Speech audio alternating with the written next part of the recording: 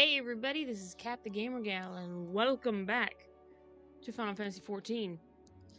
I know. Kat, you said you weren't... Yeah, I know. See, here's the thing, guys. I didn't know what I wanted to do today. It was a struggle even thinking about it. While I'm helping my sister, I was thinking about it here. I was like, well, I want to stream this game. And then I was like, well, I mean, I want to do other things too. It's a struggle. It is a struggle. So I figured, this is still fresh. I may not be popular, or anything like that, despite, my follower count. I know, trust me, I don't I don't need reminding. But I still want to stream this because it's, if I were to take it from a streamer's perspective, right? And think about it the way I know most other people do. They're like, oh, it's brand new. Everyone's playing it. More people come see. And yeah, I mean, a part of me is thinking that, but a part of me also is like, I just really want to play it because I fucking love Final Fantasy, okay? Like, it's my childhood. This game is, it's a part of me. Because it's a part of who I was as a kid, And I absolutely love Final Fantasy. I don't ever, want to change that about who I am. It is like a part of my identity that I really miss and feel like I've been out of touch with for a long time. So I want to start playing this again. And to be honest, if I'm going to be serious about this as well, let me go ahead and just transition us over, or at least transition a thing here, so you guys can see this in the bottom corner of the screen as we're going about this. I'm hoping that it works, because it looks like everything's, yep, So hopefully it transitions over, but I'm telling you right now, probably things are gonna freeze up, which is weird. So yeah, basically, I didn't say nothing else. Okay, don't worry, guys. But, the stream did lag just then. I don't know why. This is the first time I've noticed doing this, unless, complete internet outage, but we're not having an internet outage. But you can see down here in these images that are scrolling across your screen right now, these are the memories I've had with Kevin. Okay?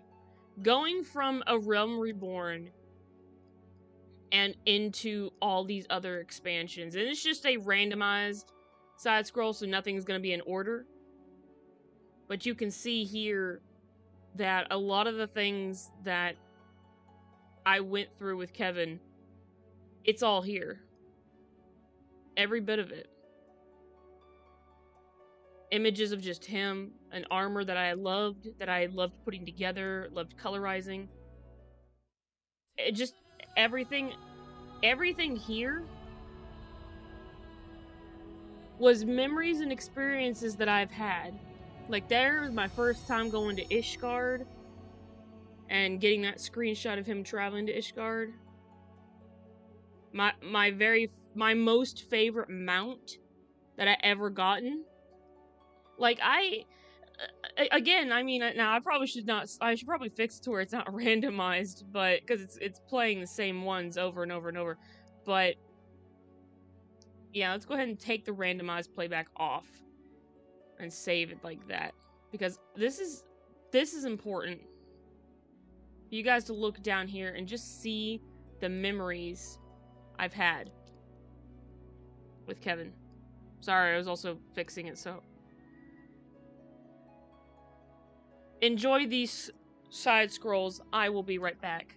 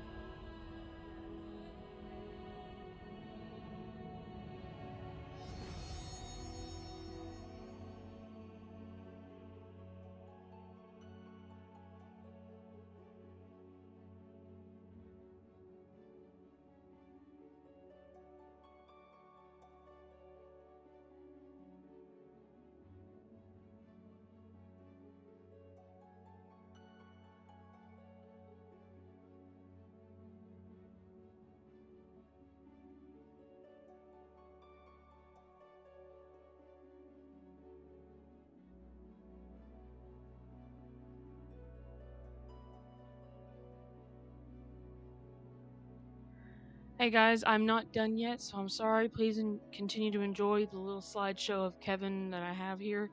I am trying to help my sister finish putting her bed together. It's not gonna take that long. We were literally just putting the sheets on and we already moved it, so I just need a few more minutes, okay? And maybe 10 more minutes after that just to catch my breath. I will see you guys in a bit.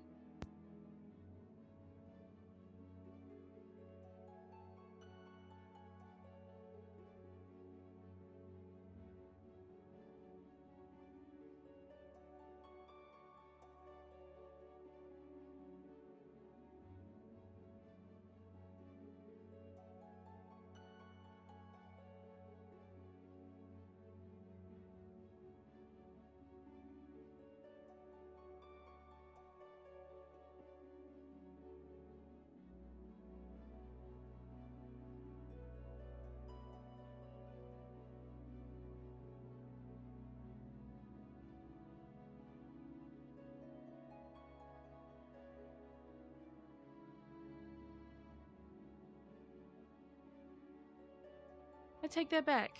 Turns out my sister did not need me for that other half. Jeez. I had a thought. I had a thought process as I came into this stream this morning. Doing that, I kind of lost it now.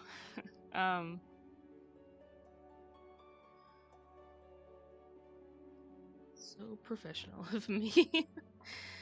Oh well. I guess the best thing I can, what I was basically getting at is I'm a variety streamer. You guys know this. If you don't and you're new and you're coming in, that's what I am. I'm a variety streamer. I like to stream a variety of things. The last time I focused on just this game was when we played Heaven's Word, and it was on the weekends.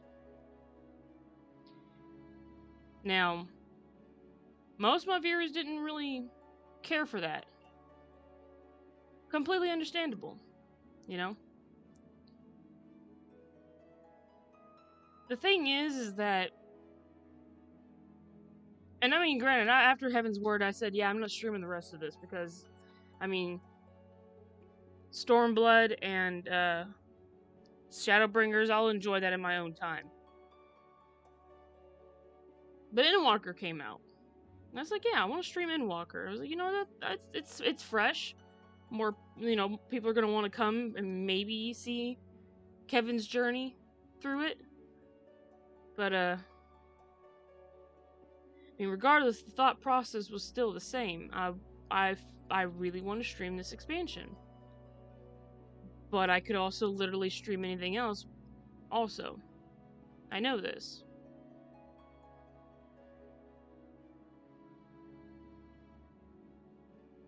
The thing is that I know I could literally stream anything else. Because there are way more popular people than me streaming this game. So I'm not even a blip. You know? And I know this. I'm not even a blip on there. So, I get it.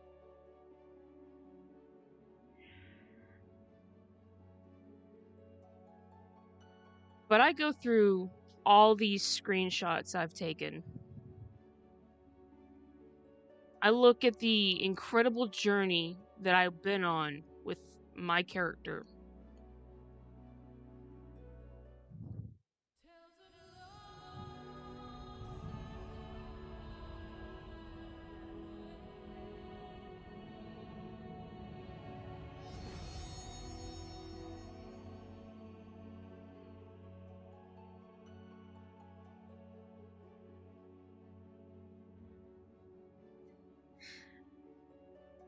I wouldn't exchange that.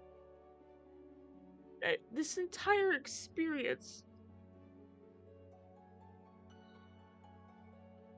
that this game has given me, I wouldn't take back any of the people I've met, the friends I've made in this game. I wouldn't take back any of the stuff I've experienced in the game during the storyline. I wouldn't take back the accomplishments I've made.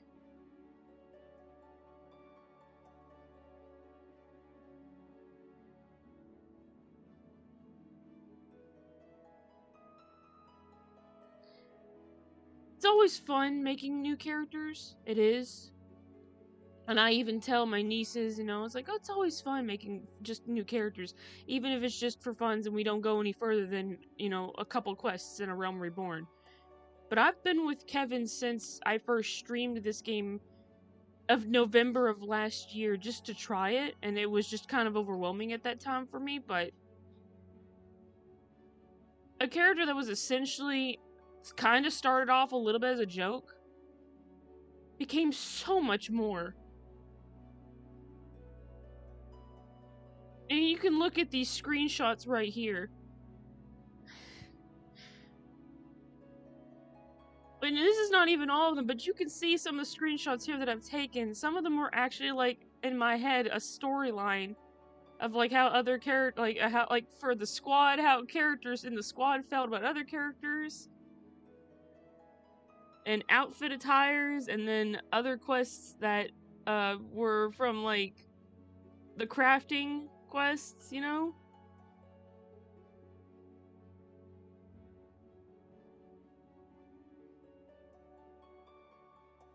It's just been an incredible journey for me.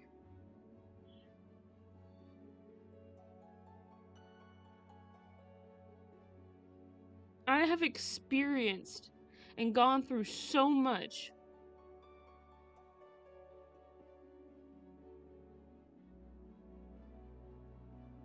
And I wouldn't change that for anything. I wouldn't take it back for anything.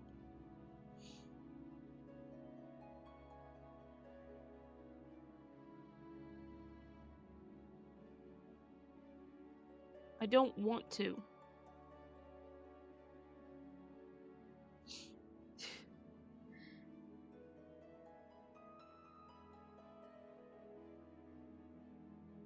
These two screenshots here and the next one. If it's playing correctly, I'm praying that it is. Those two were from doing the Alex raids with my FC. And those definitely are memories I don't ever want to forget.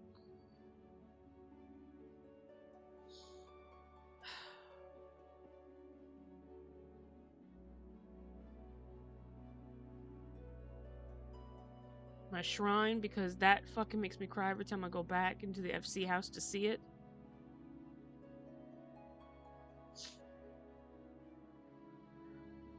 Doing that dungeon, granted I soloed that dungeon, but even still, it just... There's just a lot of stuff that went on. Even off, off stream. Experiences I had. And again, I don't ever want to forget any of them.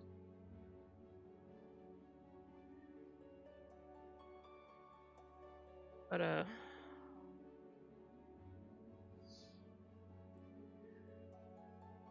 getting emotional over a game. But it's not really just a game anymore. Not when it's... Not when you've come to find out. It's more of a journey. And it's more of a journey for me because of how long I've been playing it now. And I mean, I haven't been playing it for as long as everyone else. It's been technically now a year since I started playing. Since... Well, was it November or was it April? I think it was April. Or no, March. Technically, I think it was in March when we made Kevin for the first time. March of last year. So it's definitely been a full year now. Since I've been playing.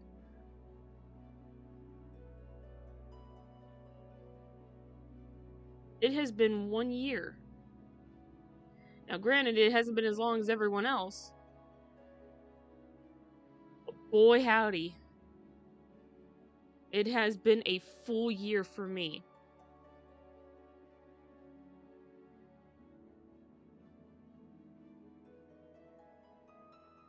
In the next 3 months, it'll be year 2.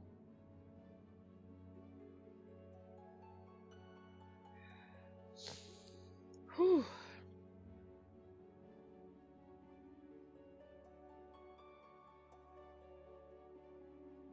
So that's where my mindset is.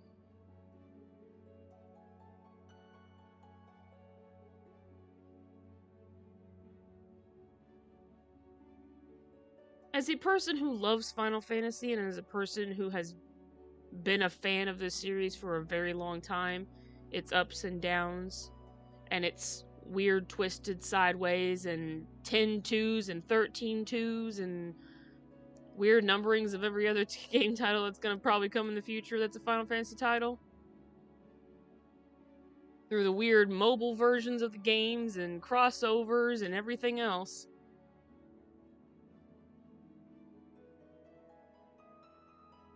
I really do love this game. A lot.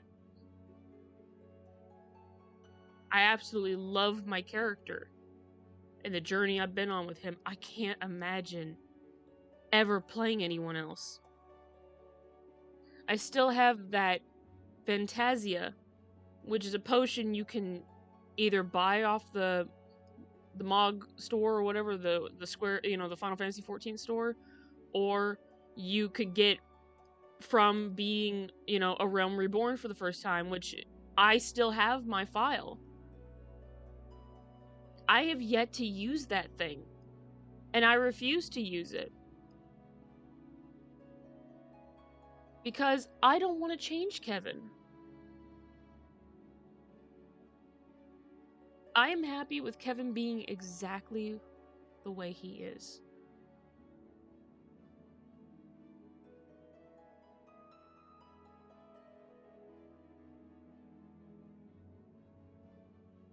And I would never, ever, ever want to take that away. I wouldn't want to play any other character, even the ones I've created just, for fun. I created a second character a long ass time ago. A female, Vera. And this was when the female Veras were the only ones. I had created a female Vera because, I wanted to see the Veras. Created what I would have hoped was, like, the cutest one I ever created, but even now, I look back on it and I say, you know what? I may have finally gotten to the waking sands with her, but I don't want to play that character. I'd rather play Kevin.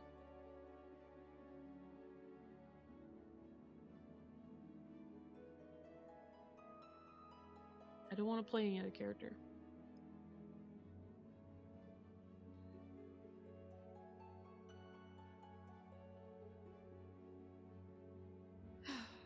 So, yeah. That's my thought process. Probably tired of hearing me talk about it and hearing me cry quietly to myself. Trying to explain in a way how it all makes me feel.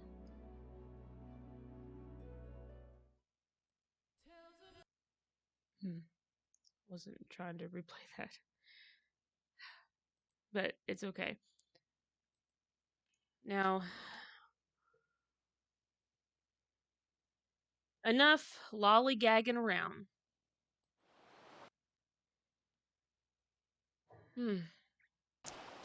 It is time to finally get into the game. And we are going to continue from where we left off. This is where I've left Kevin off, and he has been doing squats, waiting on me for the last 26 minutes of me sitting here talking. Granted, he sat here for a lot longer, kind of went AFK a couple times, and I just, boop, touched that right stick, but it's okay. Otherwise, I think we're ready. I think we are ready. So, let's go ahead and hop right on into the game. God, I miss this. So, you can see my setup has changed a little bit here. I'm testing out and experimenting with new things, and I don't know if it's good or not, but, I mean, it is what it is. We shall see. We'll see if this works out. If it doesn't work out, then, well, I tried. You know? I tried. But, we'll have to just wait and see. Although I am curious if this is gonna work out, but, I mean, we'll see about that. So, whew, Thancred, Dallin. Boy, howdy. Did I miss you, my friend? We left off. So, where we left off was we went to that tower that's over yonder, right there. And it's... if you look at it, I mean, it's... I mean, granted, it's only just a point of it, but it's the fucking it's just so ominous looming over the distance. But I can tell you right now, we're probably gonna go in that thing again. It might be a dungeon that we can actually do. Now, I don't know if the trust system continues, but I suppose we're going to find out. Because if that's the case, then I probably will use the trust system. Just to kind of help move us along. Now, I'll go ahead and hide some things, because I know I love seeing the slideshow of Kevin, but I need a little bit more of the room on the screen. So, we're not going to take this opportunity. We're going to continue this quest line. Thancred is wearing a grim expression, yes.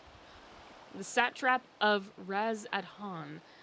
Are we actually going to meet the ruler? Because that's what that... because if I remember correctly, the ruler is called the satrap, I think. Or that's what they, you know, it's just the abbreviation. I suppose we'll find out here momentarily. First, we must inform everyone of the situation. Nidana is how it's spelled. Nidana's colleagues included. I'll call them together for a gathering, but I think it would be best if you were the one to explain. Of course, yeah, leave everything to Kevin to explain. Although he doesn't mind, I mean, Kevin doesn't mind to explain things if he has to.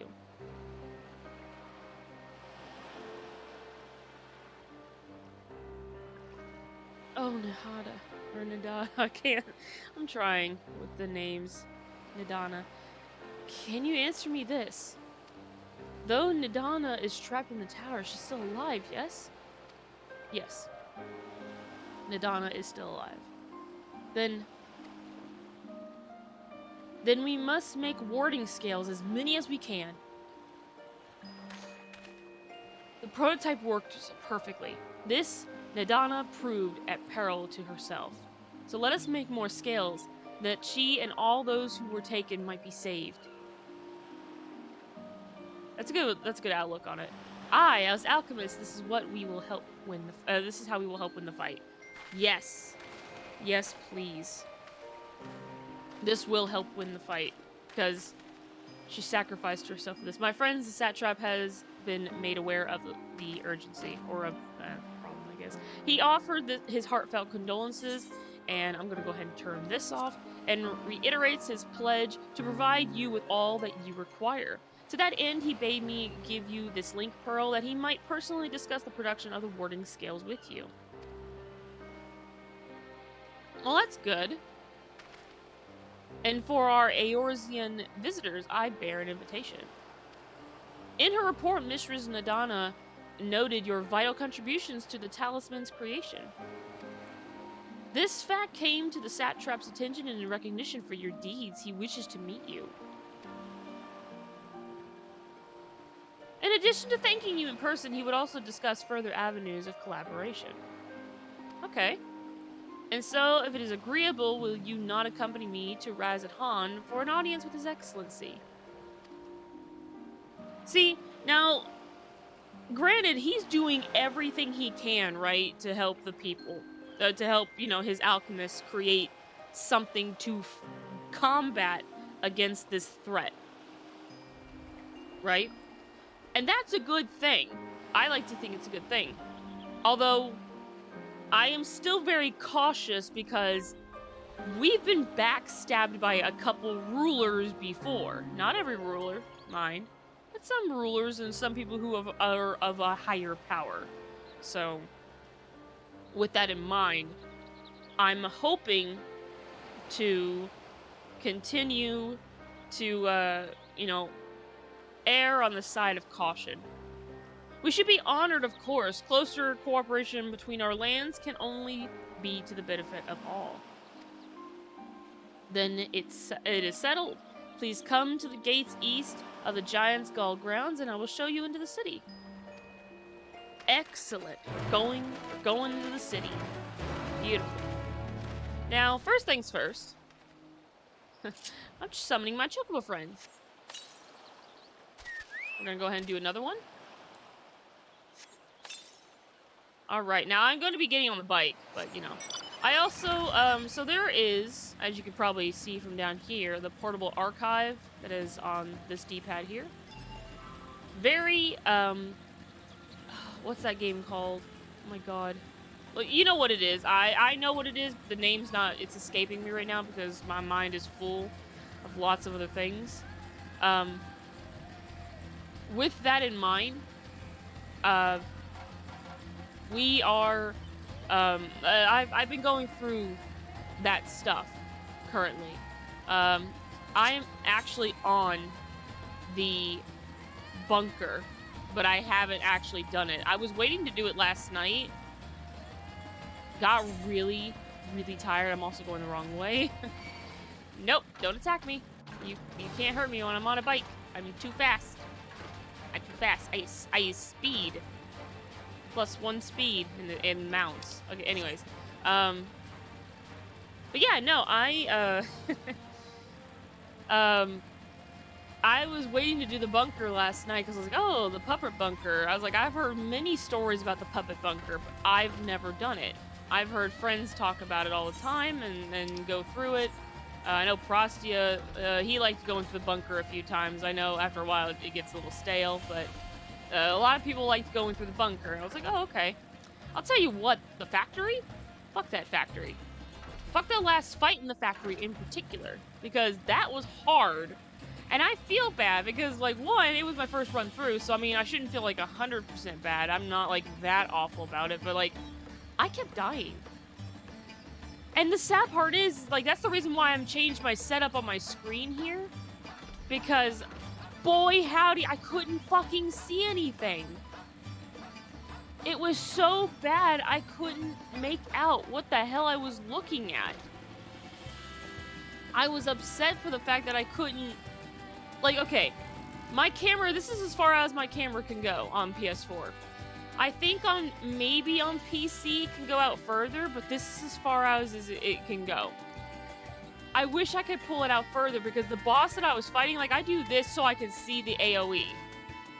The boss, I had to do this just to lock onto it, and when I finally did, I still had to look up at it because it was doing attacks that I had to look at it to see what it was doing because I can't tell what attack it's doing. So that's kind of like, that was the one thing I hate. I hate that copied factory, man. That last fight. The second to the last fight and the very last fight. The last two fights were just ridiculous. I couldn't do it. It was, I'm glad we cleared. But I feel like I was the weakest link because my party, which was Alliance C, or no, Alliance A, excuse me. Alliance A, I kept dying. Everyone on my party kept dying. The healers did their fucking best, and this is why I wish I could do multiple commends, because both of our healers were, like, right up there on keeping everyone alive as much as they could.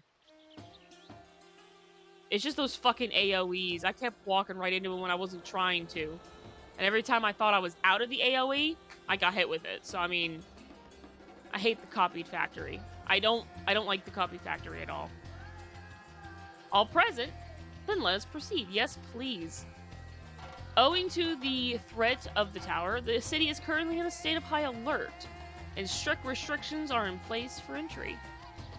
Though you have been granted special permission, I ask that you remain close to me at all times.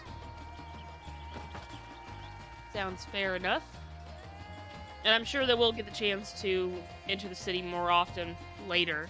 Not now because of the tower and the issues we have with this.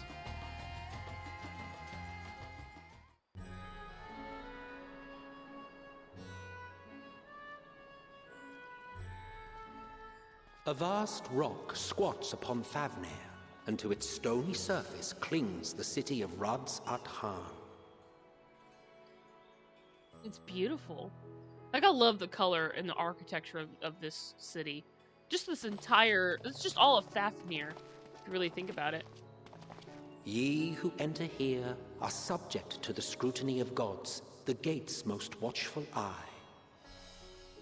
The orb which beholdeth the truth of all things.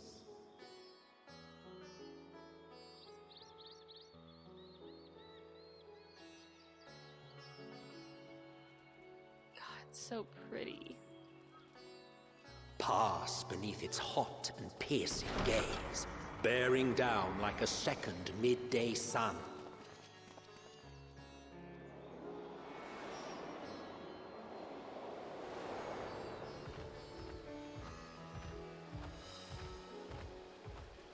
The fragrant haze, a mixture of sweet incense and acrid smoke. The cries of merchants mingled here with lively melodies accented by dancers' feet. Travelers seduced by vivid sound and colors were once swallowed up by patchwork streets.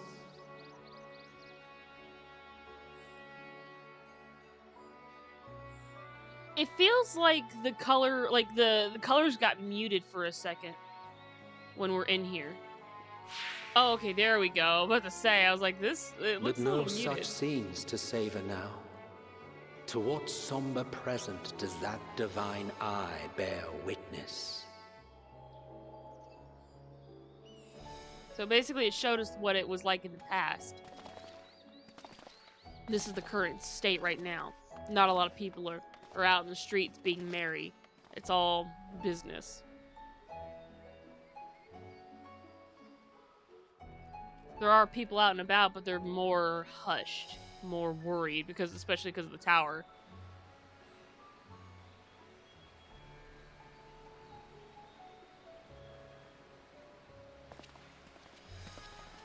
Here we are, Megaduta. Okay, Megaduta. I wanted to make sure I knew how to pronounce that when it came time. Megaduta. It seems a shame to bring you here directly. Under normal circumstances, it would have been my pleasure to show you the sights. Oh, it is what it is.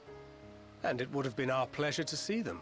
Alas, it seems our tour of the city will have to wait. Especially before it becomes a lively place. I'm afraid so. Come, we should head inside.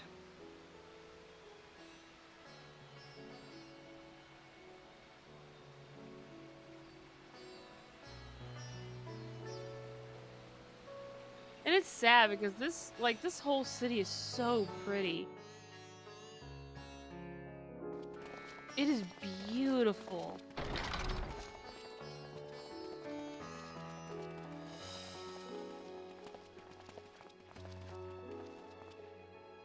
Your Excellency, may I present our honored visitors? I want to see who this... Is that him? Ah, splendid. Most splendid. Allow me to introduce myself. I am Ahawan, satrap of Rads-at-Han. You are a very handsome Ura man. Our alchemists tell me your assistance was invaluable in the creation of the warding scale. Such deeds ought to be recognized in person. Thus did I have young Varshan convey you here forthwith. On behalf of my people, may I express to you our sincere gratitude. Good. But Nadana, I can't. Wow, why can't I not say her name so quickly? Madonna. But Madonna, she was taken. And I know Kevin would feel upset about this, you know? A regrettable incident indeed. I don't know if that screenshot took, but if it Her didn't, colleagues insist that we I'll be honor doing her later. wishes and trust in the talisman. That it will be instrumental in saving Nadana and the others. I am eager to hear your opinion on the matter, so let us not stand on ceremony. Come, sit.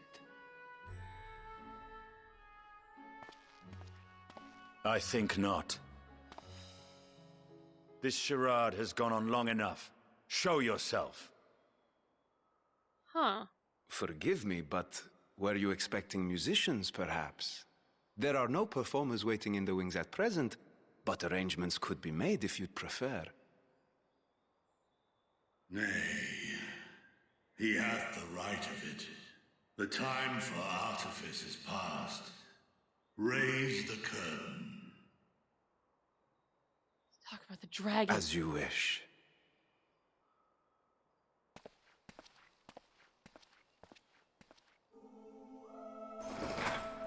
You travel as assistants to the students of Valdesian, but you are known to me.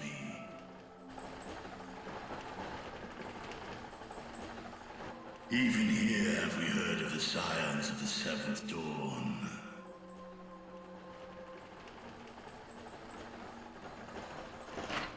I am Vritra, and for years uncounted hath this isle served as mine abode. Vritra, of the first brood, sibling to Hraesvelga and Nidhogg. Aye, mine elder brothers, of Midgard's Sorma's spawn. I was last to hatch. So he's the youngest. Oh my god. Well, isn't this a surprise? We were told Radzat Han had an alliance with the dragon. Not that a great worm sat in the satrap's own hall. A necessary subterfuge, as the true tale of our nation history illustrates most effectively. In the beginning, the rock upon which our city is built was home to Vitra, and Vitra alone. In time, the ancestors of the Matanga came to the island and established a foothold. But never did they dare disturb the worm's lair. Next to arrive were the Aura. Adopting the example of their Akasodra allies, they too treated Vitra with reverence and respect. And for many years, an understanding between our forefathers and the Great Worm endured. It was a respect and mutual understanding between the two parties. Until marauding heroes from the mainland came, threatening to shatter our peace and tranquility. When it seemed all would be drowned in blood, Vitra himself came forth and quelled the rising conflict. A peaceful accord was reached, and oaths sworn in Vitra's name. Thus began the dragon's governance of the fledgling state, which was to grow into Radzat Han. But if Vritra is still here, then your position as satrap is just... A charade, yes. And one which my family has performed faithfully for generations. Many envy the great worms their power. Were it known that I ruled here, then the fires of war would burn without end. I would not be the flame which consumeth my people. Those few who join me in laying our country's foundations were, perforce, sworn to secrecy. Your eye. It was taken. Oh, he is missing his eye. 'Tis here, buried within the semblance of flesh. The body before thee is but a simulacrum, constructed by the finest artisans of Razathan.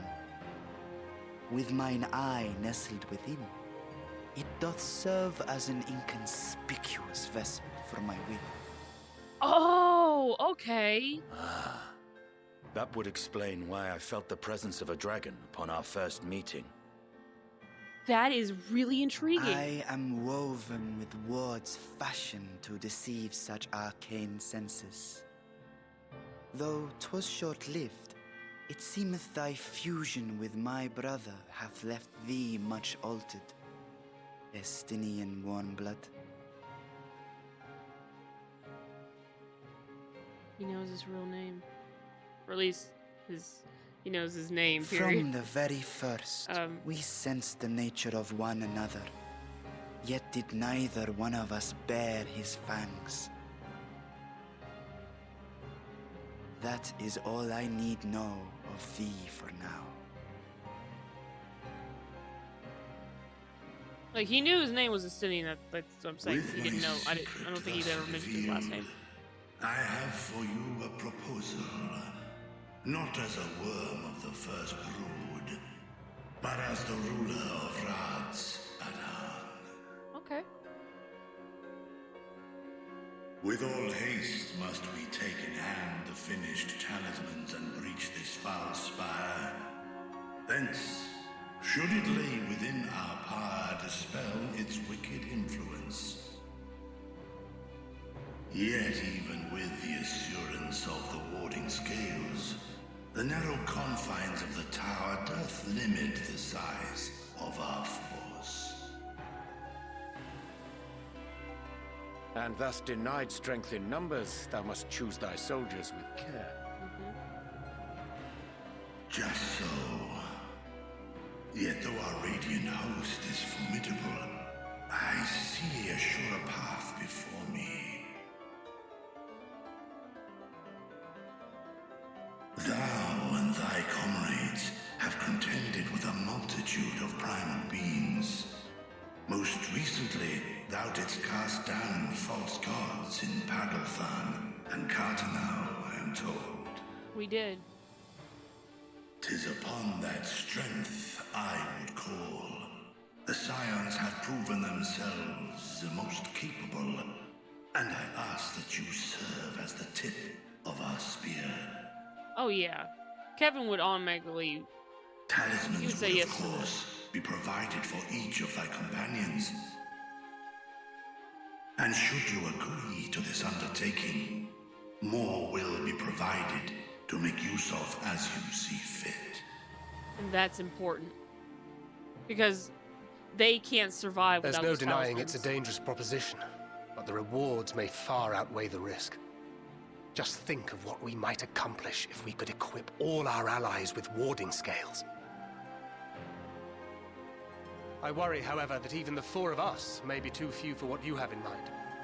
Might we regroup with our friends first to discuss the matter? 'Tis no trifling task that I have laid before you. Go. Steel your hearts and hone your plans. Such time as you require shall be spent in crafting your protective charms. It seems a quick trip back to Charlian is in order. Okay. I bet this is the way it's telling us, hey, okay, you can now go back. Now you can do the other Wilt quest. thou not lend thine aid?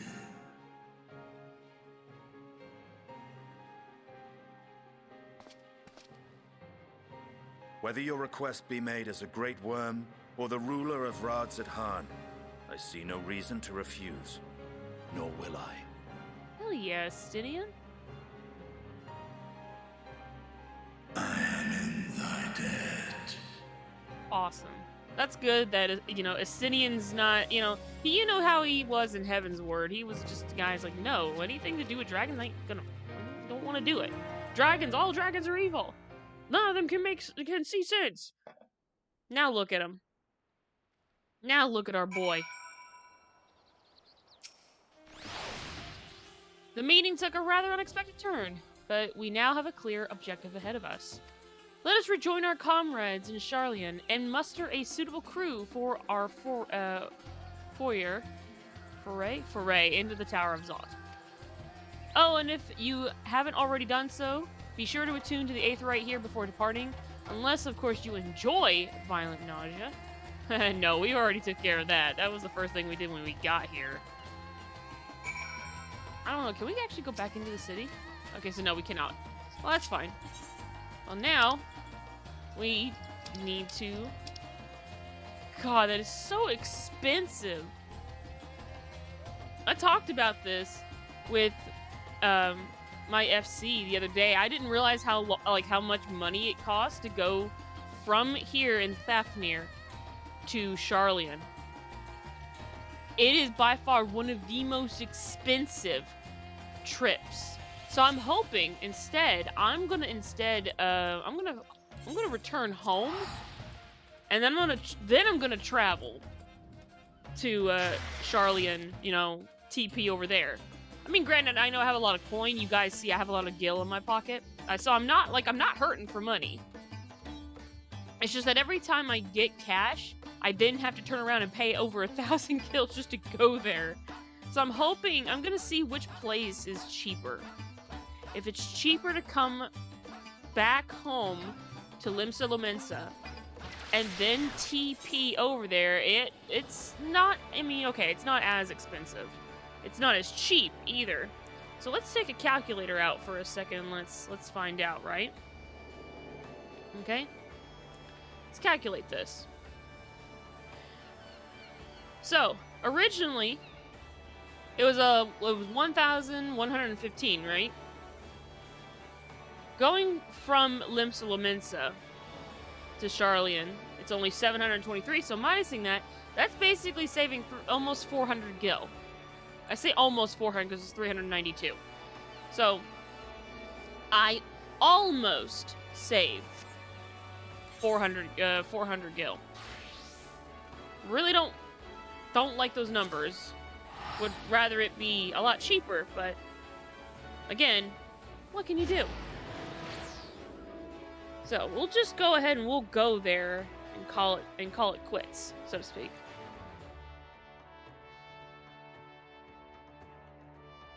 Now, I think when we do arrive here,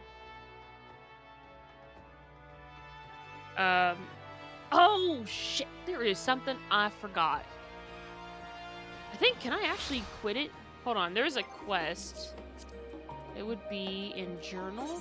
Can I actually quit a certain quest?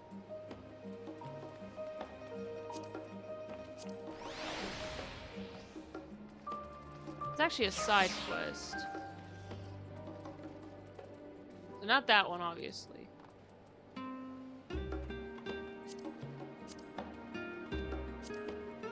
Yeah, let's turn that one off for a minute.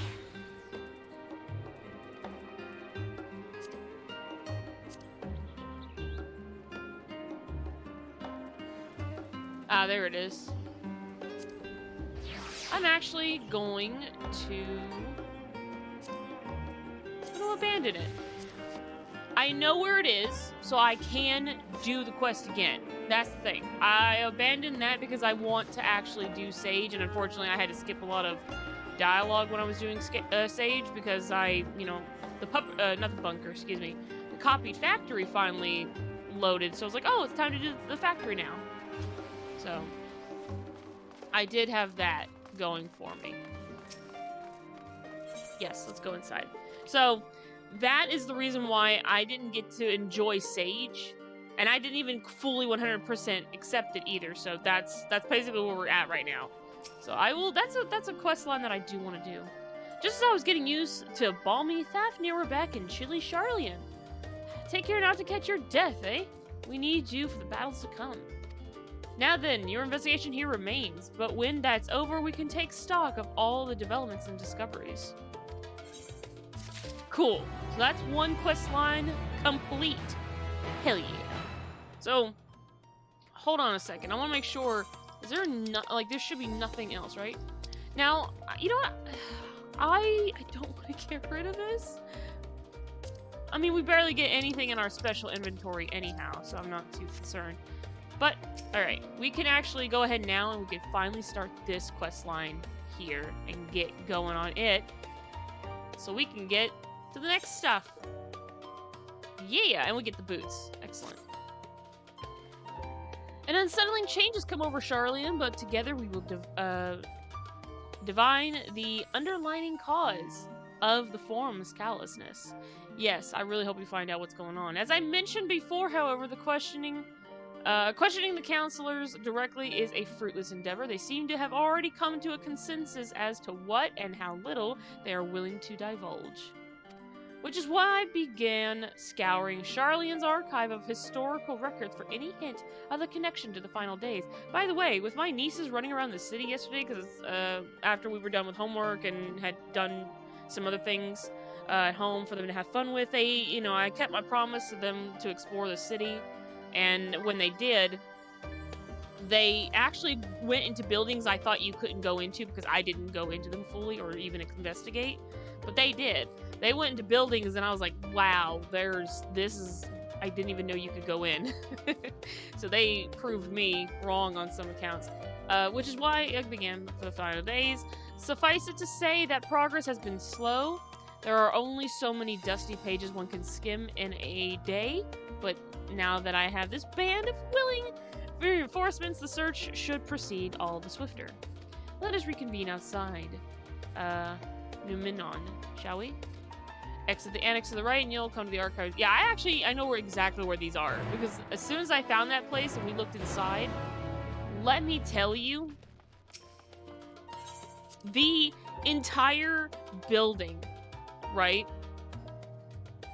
The interior, I know exactly where it is. It's basically, I call it the library, because that's all it is. It's a giant ass library, and it is phenomenal. It is by far one of the coolest buildings I've ever been in, and I absolutely love it. And it's also it's just like the inside is so massive. It goes into the earth. That's how massive this thing is. And I love it. I love it. And a part of me, I'm not gonna lie, like when I found this location, I was like, I bet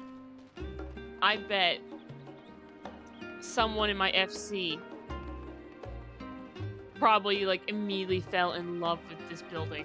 Like fell in love with what's inside. And it really is phenomenal. It truly is. Kryle. My directions were easy enough to follow, I hope. In any case, you stand now before the doors of Numenon, Charlian's grandest collection of books and tomes. This building is actually only an entrance, and one of the many at that, for the archives of Numenon extend deep beneath the surface like the roots of a tree. The vast halls of the great Cabal library pale in comparison to Numenon's endless maze of subterranean chambers. Oh my. And any citizen of Charlian is free to enter and peruse its shelves. Well, most of its shelves, only Archons are afforded access to certain restricted vaults. Makes sense. I've dispatched Y'shtola and Raha to investigate those. Meanwhile, Elise and Alfinode can help me continue my search for the stacks open to the general public. Your status presents more of a problem. As a non-citizen, you are only permitted to browse the first floor and here at the entrance. Even so, there should be a number of books which touch upon Charlian history or foreign policy. Your task will be to find and study the related publications. I promise you, a working knowledge of the subjects will make it far easier to spot the sort of clues we're looking for. Let us be about it, shall we? I told the others to meet us at the stone benches over there, once they found some promising tomes. Happy reading! Oh boy, reading! I know nobody cares for reading sometimes, but like, I don't mind. I like reading sometimes. So many books. A brightly colored book! Title on the spine reads The Story of Charlian. Read the book? Yes. Long, long ago, on an island in the northern sea, there lived a Rogadan man by the name of Nunkimpf. I'm also pronouncing that wrong. Nunkimpf was a student of astrology, and he divined that a flood of terrifying proportions would soon sweep over the lands of Eorzea. And so was that he built a gigantic ship, assembled a crew, and set sail for that imperiled realm. The flood arrived as foretold, and to their horror, the strangely churning waters drove the people toward the ocean. It was there, however, that Nunkimpf's crew hauled them aboard his ark. But the danger had not passed. A towering wave approached, threatened to smash the vessel into pieces. With only moments to spare, Nunkimpf wove a mighty spell of teleportation and shifted the entire ship to safety atop Abalathia's spine.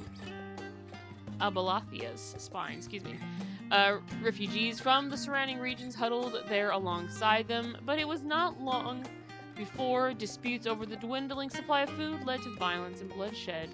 Saddened by the sight, Nunkimpf gathered to him his crew and his grateful passengers and abandoned the ark to those reddened peaks.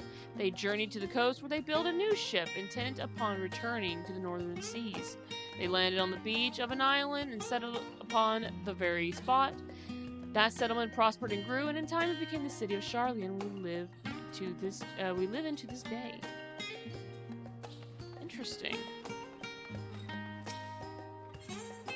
Roads of Old, the colony. Yes, let's read that. Many years ago, on the banks of the Thaliak in the Dravinian hinterlands, a Sharlayan colony once thrived. The settlement was originally established as a mere outpost to study the ethereal sea in the year 1311 of the 6th astral era. That reminds me, I think the current year is like 1550 something, I think, or 1560 something. So this was like almost 200 years ago, because we're in the 7th umbral era currently. Scholars dispatched to Eorzea found the facilities wanting, and their demands encouraged a gradual expansion in the structures and services. As rumors spread to a growing community of academics, the area was further inundated with Eorzean students hoping to share in the renowned wisdom of the Sharlayans. 50 years later, the Forum passed a motion to recognize what had become a flourishing town as an official Sharlayan colony. Eorzean residents took to calling the colony itself Sharlayan, which led to no small amount of confusion when discussion turned to the subject of the motherland. In response, some Sharlayan inhabitants, if pressed for a name, would simply refer to it as Emporium. Following the Great Exodus, however, goblins and treasure hunters claimed for themselves a corner of the abandoned colony and gave it yet another name, Idleshire. Or I think it's called Idshire. Idleshire. The following chapters go on to introduce the most prominent features of Idleshire. This book does not appear to contain additional information on the forum to cover the history of the Sharlayan motherland in greater detail. Okay. Oh my god, there's so many books. See, I think because we can only read up to, 3 Stewards of Wisdom. Okay, there's the Stewards of Wisdom. Forever 20 Summers. I don't think I should read that book. An Introduction to the Heavens. Introduction to the Heavens. Okay, so that's a book there. A leather-bound tome. The Voice of a Growing City. I wonder if that's for Sharlayan. There's so many books. And, like, trying to pick a book to read, it's just, there's so many. So, The Roads of Old is not one of the books that we need. We're just gonna have to, like, wing it. I want to read the one to the heavens. I want to read that one. I'm wondering if, like, this one has something to do with the Dravinian hinterlands and the dragons. An Introduction to the Heavens. Let's read that one. Have you ever gazed at the skies above and contemplated the mysteries contained therein? I speak not of shifting cloud patterns, but the vastness beyond, of the sun and the twinkling tapestry of the night. Some think the dome above us is, to be a finite space, yet amongst the leading thinkers of our age, one scholar's depiction of a boundless sea of stars has firmly taken root. Alas, this heavenly sea remains as unreachable, unknowable destination. There are few indeed who can explain in satisfactory detail why our own star is believed to revolve around the sun.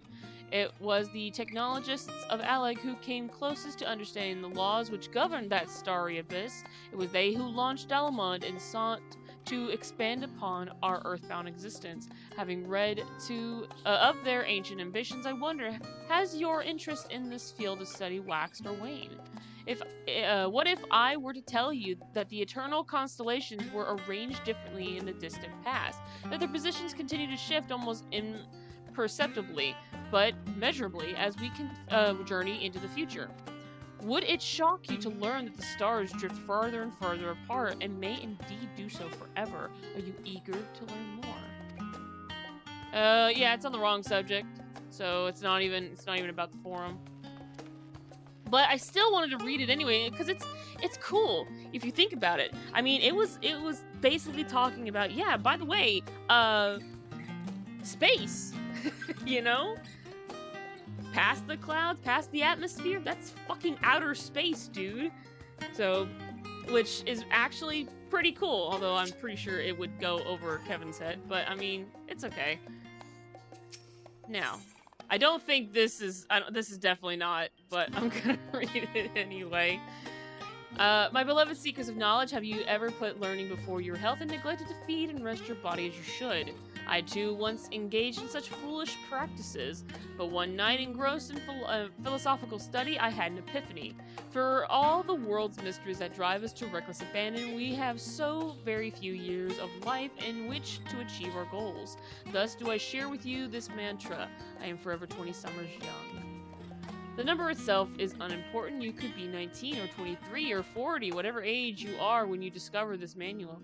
Let that be the age you aspire to remain. Oh my god, this is definitely not the mindful, healthy through mindful, healthy living, you will extend the time available to spend upon your chosen research another day, another moon, another summer to grasp the greater truths you pursue. In the pages that follow, we will explore the secrets of maintaining one's physical condition from a biological, aetherological, and arcane viewpoint.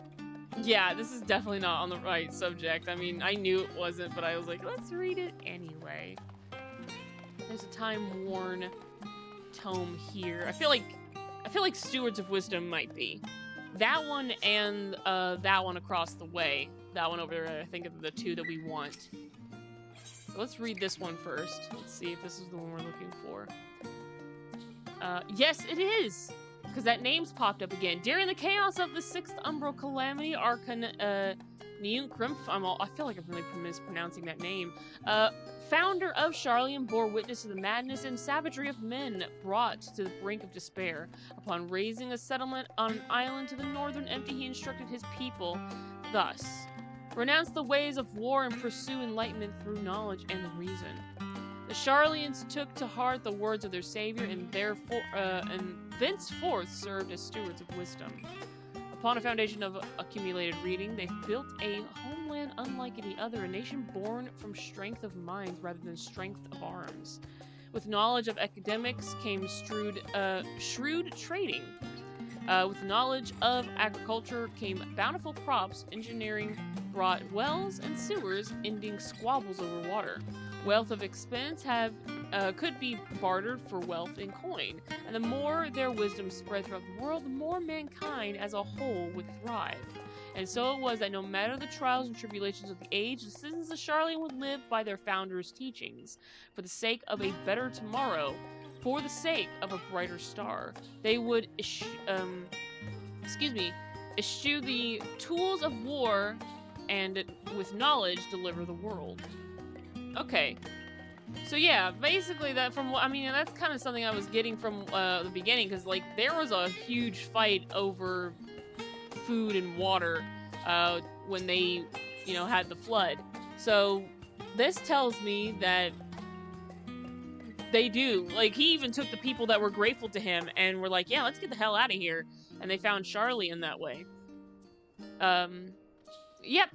In the years which follow the founding, Charlian, civic policy and other matters of import were decided at the, oh my god. Like, I see the word, but, like, I feel like the letters are being jumbled up. Ecclesia? I think it's Ecclesia. I'm so sorry if I mispronounced it. A public forum at which every citizen was eligible to speak. As the city's population grew, however, this format became increasingly impractical. The larger number of participants gave rise to even longer debates, resulting in significant delays of vital resolutions. Various measures were introduced in an attempt to curtail protracted discussions, but in the year 201 of the 6th astral era, it was ultimately decreed that Charlian would transition to a new form of governance. The nation would now be led by a body of 99 members, citizens chosen among their peers, by means of a nationwide vote. Thus was the forum as we know it today conceived and created. Okay, I gained a fundamental knowledge of the history of Charlian and the formation of the forum. That's it. So, we learned a lot about the history of just, like, the land itself, which is good. Like, the creation of Charlian, the founding of the city. Which is good that we know this knowledge. Because Charlian is, like, the founding of the city of Charlian is its own thing, right? We're gonna wait right here. And I'm hoping it's a voice lines. So we'll see. If it is, then I'll just let the characters speak. But, like, yeah, there's just so much information we found in that. Especially about a certain Archon. Sorry, have you been waiting long? So no, I have to read. No, but my brain is so full of knowledge and other useless information. I wanted to make sure I'd borrow at least a few promising volumes. Alphinaud and Kryl should be along shortly. I certainly hope so, because I know that Alphinaud could probably get lost in a good book. I was delayed in similar fashion, as far as I could see. No tiles in the Archon stacks mention the final days specifically, so we have no choice but to start with the tangentially, I don't think I said that word correctly, relative tomes, if they are even that. At present, the plan is to skim through as quickly as we dare and share our discoveries as we make them. It would have been nice to invite everyone to the estate, plenty of comfortable places to read, and wow, I cannot read, and a ready supply of hot tea. Oh, I was always quite fond of reading outside. But it's not about the little pleasures, is it? You miss your home.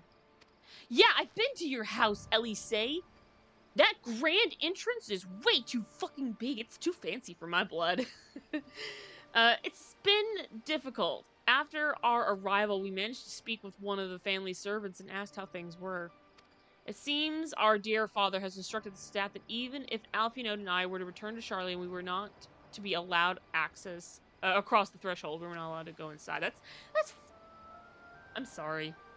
Like, I'll tell you right now, because, you know, after meeting their dad and seeing him basically disown them right in front of his face, Kevin's already at that point, like I mentioned this before, Kevin was ready to become a dad. Right?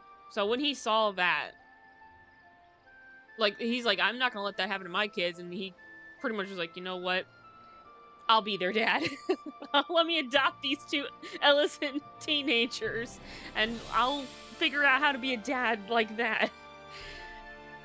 Writing letters home to his adoptive father, asking him, like, how do I dad?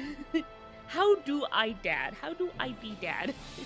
It's, like, that's what Kevin's, like, eternally struggling with. How do I dad? And send that off to his father. He has not received letters yet. A harsh measure indeed. I hope that our efforts to understand his position and that of the forum will perhaps lead to a reconciliation. I certainly hope so too, but something tells me he's not going to change his mind. We'll mend this rift one day, I'm certain of it. And what of you, Graha? Have you been to visit your family, or do they not live here in the city? Well, my situation is also somewhat complicated. I was raised in Charlian, yes, but I was born rather farther away. Or further away. Where were you born? Huh. In the southern reaches of Islabard, in fact.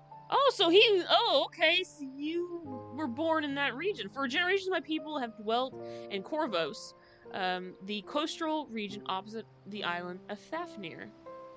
The Allegans founded a city in that fertile land, and by ship brought in the subjugated tribes of the Makote to serve as laborers.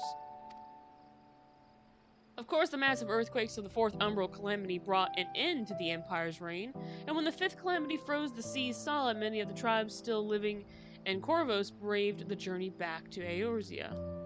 My ancestors, however, chose to remain, that they might prevent the remnants of Allegan technology from being misused. Isn't Corvos under Garlean rule? Oh my god. For the past 50 years, yes.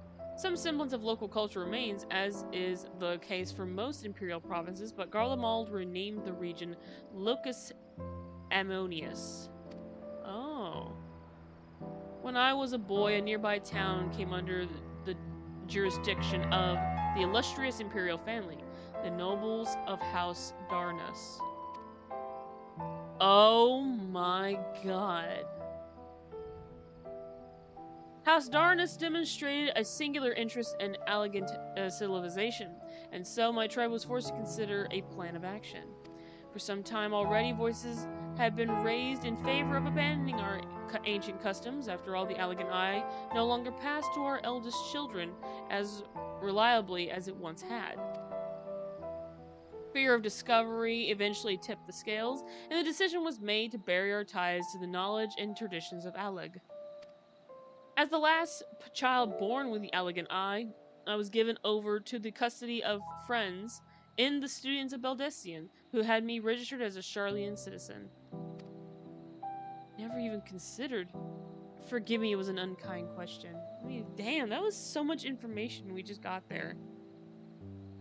Like, I didn't even, like, I think this is technically the first time we've actually really know his backstory. Like, we knew some things about him back when we did the Crystal Tower, but now we have even more information.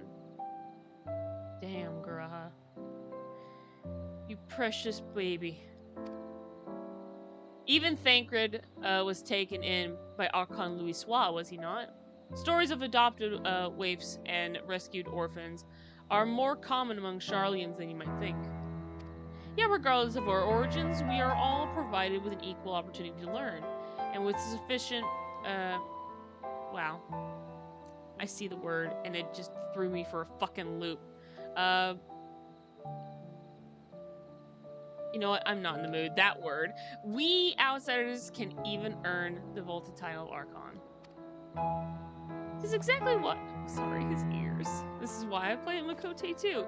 Tis exactly why I have such love for this country, and why I wish it to remain a nation of which its citizens can be proud. Hear, hear. Another good reason to get to the bottom of the forum's stubbornness, aside from the trifling matter of our impending doom.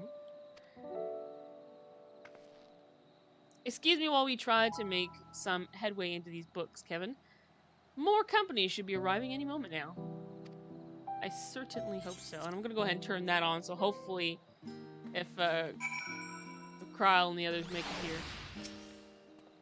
I'm gonna just stand right here. Look at them reading. Gra's reading his book, and Elise's reading her book, and I've already read all my books. Oh, nope, okay. We return with our selections. Alright, what'd you guys pick? Although I must say, the pickings were quite slim indeed. Mistress Kryle has already flicked through every history book devoted to disasters, and more than a few which barely made mention of them. As such, we will be looking into research papers on the Umbral Calamities, as well as articles written by prominent forum members. Perhaps their knowledge of the final days come from an unexpected source. Speaking of which, might I ask you a few questions related to the final days? I'm the only one here who didn't witness the events of Amarot firsthand, and fear I may be overlooking critical details. Yeah, absolutely. We are your man. We will tell you what we know. My thanks. Now where to begin? First things first, what kind of phenomenon did the ancients encounter as the final days drew nigh?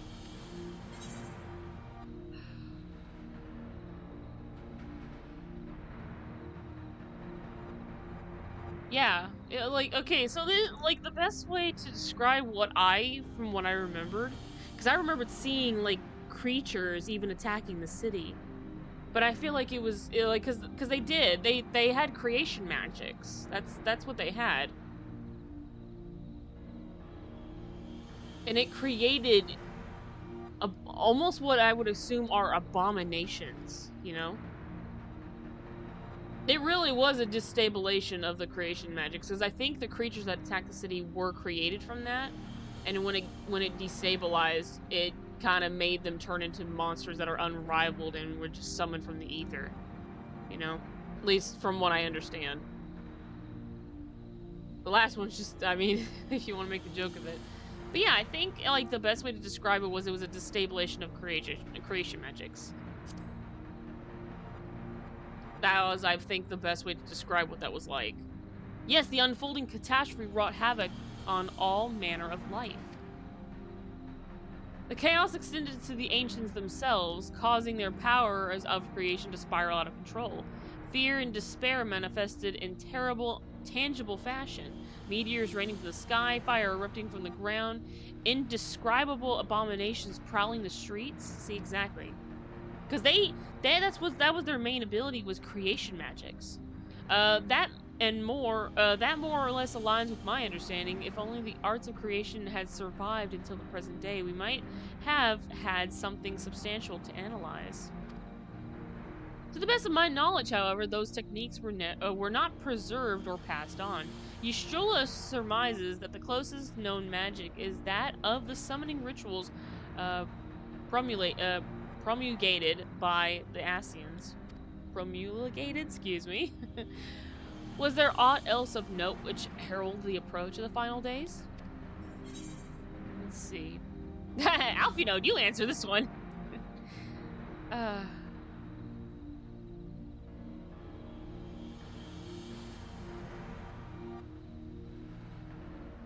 Yeah, I think if I'm correct.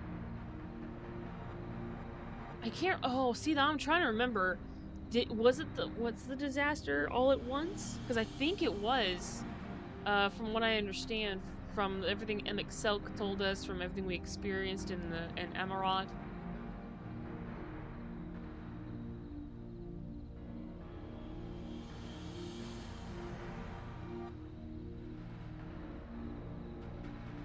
I'll go ahead and say the entire star was engulfed by disaster all at once, because it was with the destruction of that star that it split into I believe the 13 or 14 stars,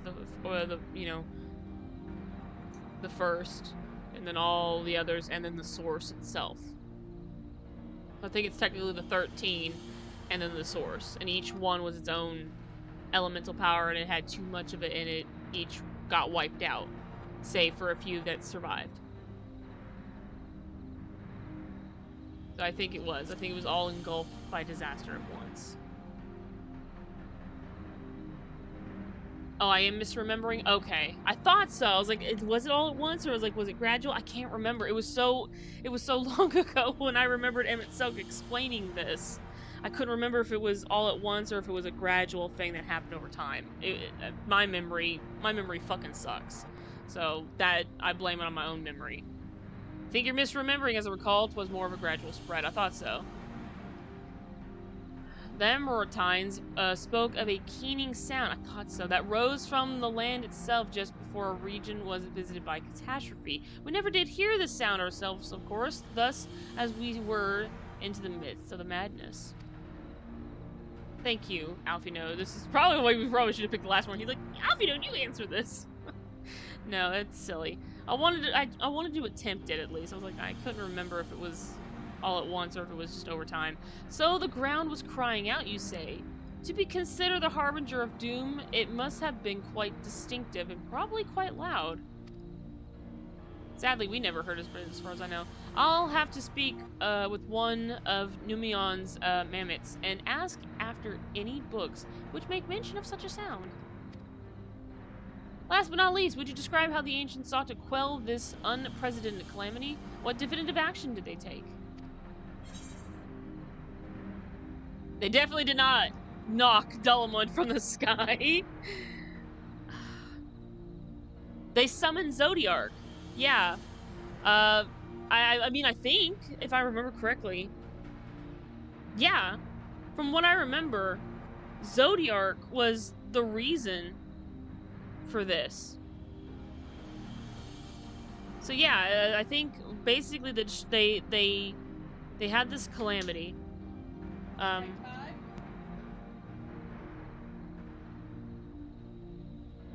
right, hold that thought for just a minute, guys.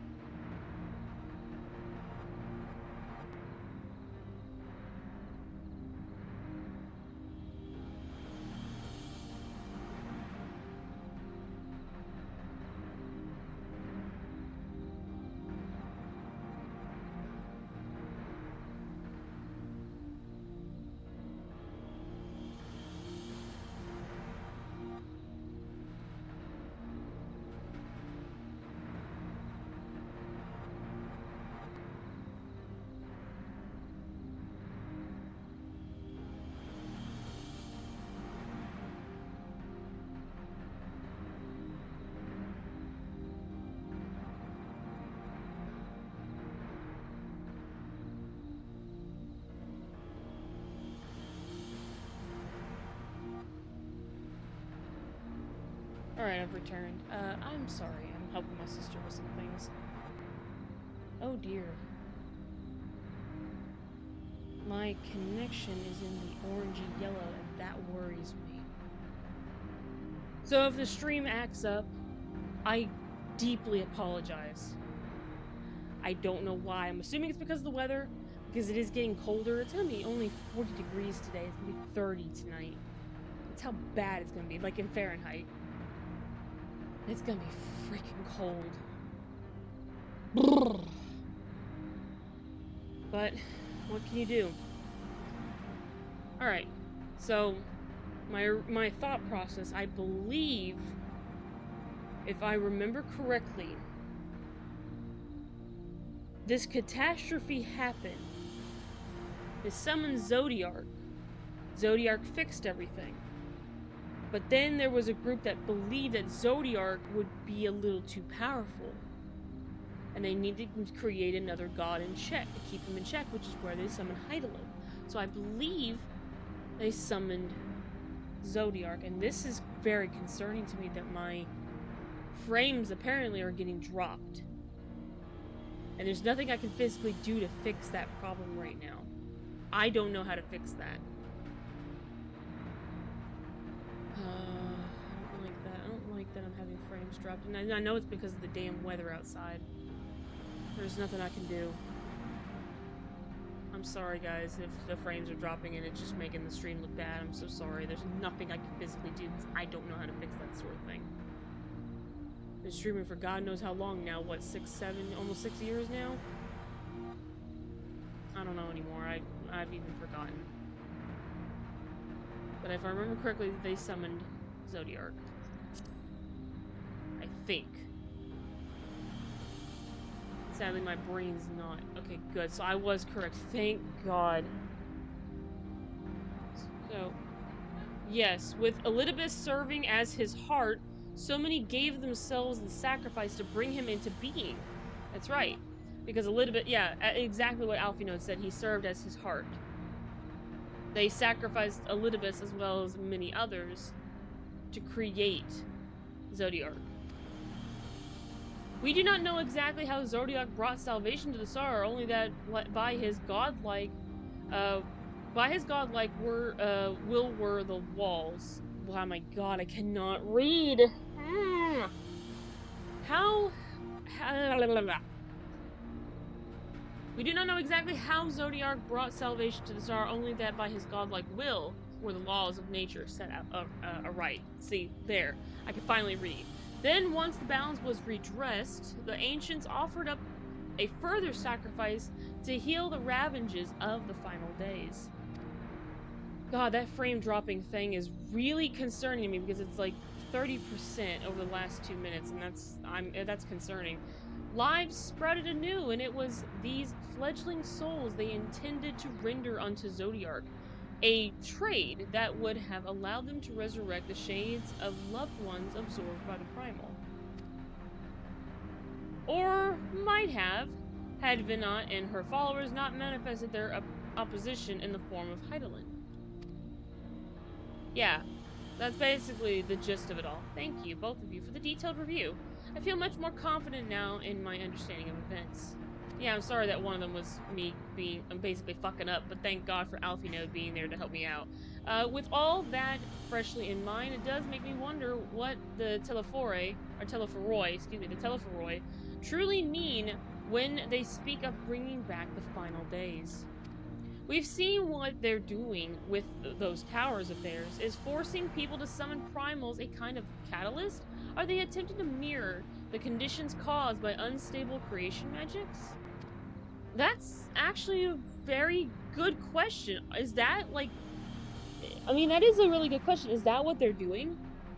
Are they doing this in hopes that they can see what will happen if to recreate the final days? Are they creating these towers to create that same disruption of that creation magic that was what caused the downfall in the first place? That would make sense to me if that's what they are doing.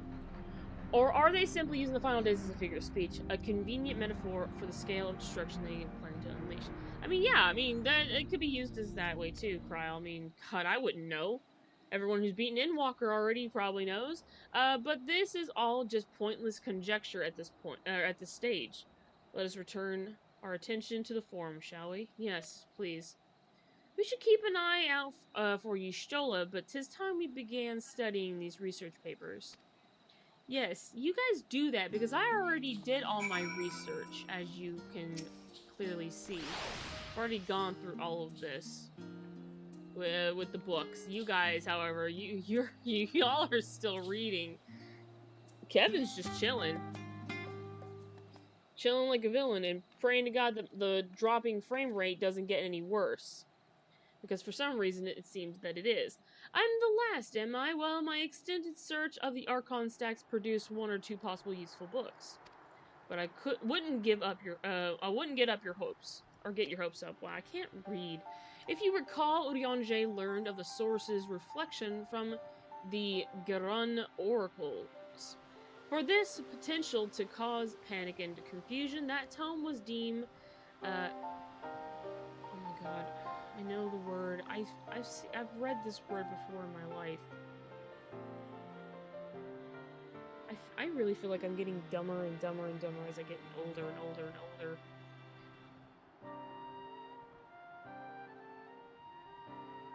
Wakrifa? Fuck it. And seal away in the Great Gabal Library. 'Tis even less likely that knowledge of the unsundered world, not to mention the horrors of the final days, would be left sitting on a shelf for any curious scholar to find. It stands to reason, then, that my colleagues, be they archons or counselors, should perforce be largely ignorant of the subject. I'm getting so many dropped frames. I don't like this. Yet, when you confronted Master...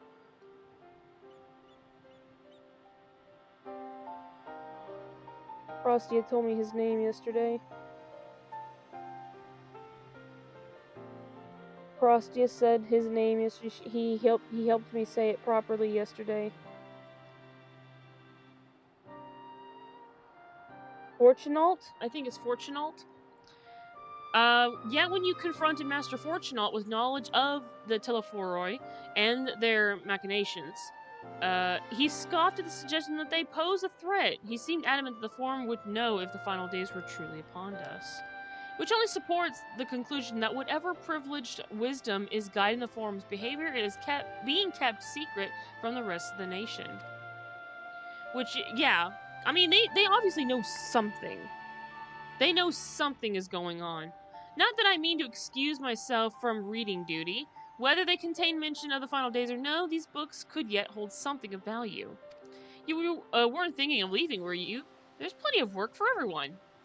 Oh my god, you're giving me a book? I mean, I don't mind. Kevin doesn't mind reading, that's the thing. He doesn't mind, taking the time to sit down and read. Because there's one thing, he always enjoyed as a child, was listening to stories and reading things, and, so... You're a labor for what feels like an age as you stole his research assistant. I'm sure a part of him actually truly doesn't mind, though. Oh, okay. Yeah. A tome or two, huh? This isn't a tome or two. This is a lot. Kevin wouldn't read that many. He'd read a couple books, a few, but not an entire, plethora of multiple novels and tomes of multiple subjects. Oh dear, you look exhausted. But what about your studies? Were you able to find any books on the subjects I mentioned? We actually have. Then the day was well spent. Should you wish to read them again, a mammoth at the reference desk will point you in the right direction. For the moment, though, I suggest you take a well-deserved rest. We might be occupied with our research for quite some time. Thank you, Kryl, but I can't rest. There's too much at stake here. But I am going to get my new boot wear. I am going to go ahead and wear my new boots, which is going to then change my... Oh my god, my poor pants. It's going to change my earring, first of all. Can't have that happen. Oh, of course. We also need to save that. And then we need to... That's better. Gotta fix those. Gotta fix that outfit. I'm sorry. I'm very particular about my glam. Gotta get my boots back on, my correct boots. Elise appears in desperate need of study break. I bet she does. Ready for a tea break, Kevin? I know I am. Honestly, my neck and shoulders are going to calcify if I don't stretch my legs and walk around for a bit. You know the last stand down in the harbor, don't you? Come and meet me near the outside tables, and I'll treat you to their coffee. It's quite good. Hell yeah. Let's go. There we go. Granted, I'm probably sure I could TP over there, but I'm just gonna run. Ain't nothing wrong with running. Running makes you feel good. Woo! There we go. This is a beautiful city. I mean, can I just say it again and again and again that this is a very beautiful city? Yeah, minor issues. Like what? I don't understand what minor issues I could be experiencing. I'm wondering if it's just like, cause it's definitely not the game itself, obviously. So I'm wondering, right, if it's just the weather. If it ain't the weather, then it's just my computer. So I think what I'll need to do is right before every stream, or right at the end of every stream, I need to restart my laptop. So it's the only thing I can think of. As busy as ever, I see. How very Charlian that no other gourmet cafe has sprung up to compete for customers. Actually, this crowd gives me an idea. Before we place an order, why don't we ask a few questions and engage the mood of the city? I'm interested to hear what the average citizen has to say about the Telephoroi. We might even learn something new, worth a try, don't you think? LSA is now accompanying you, keep her at your side to proceed with quest lines. Basically the same as we've learned with every other NPC and player and character. This just makes me happy. Okay, let's just talk to her real quick. Someone here at the cafe would be willing to speak to us. Let's ask around. Yeah, I mean, there's lots of people here.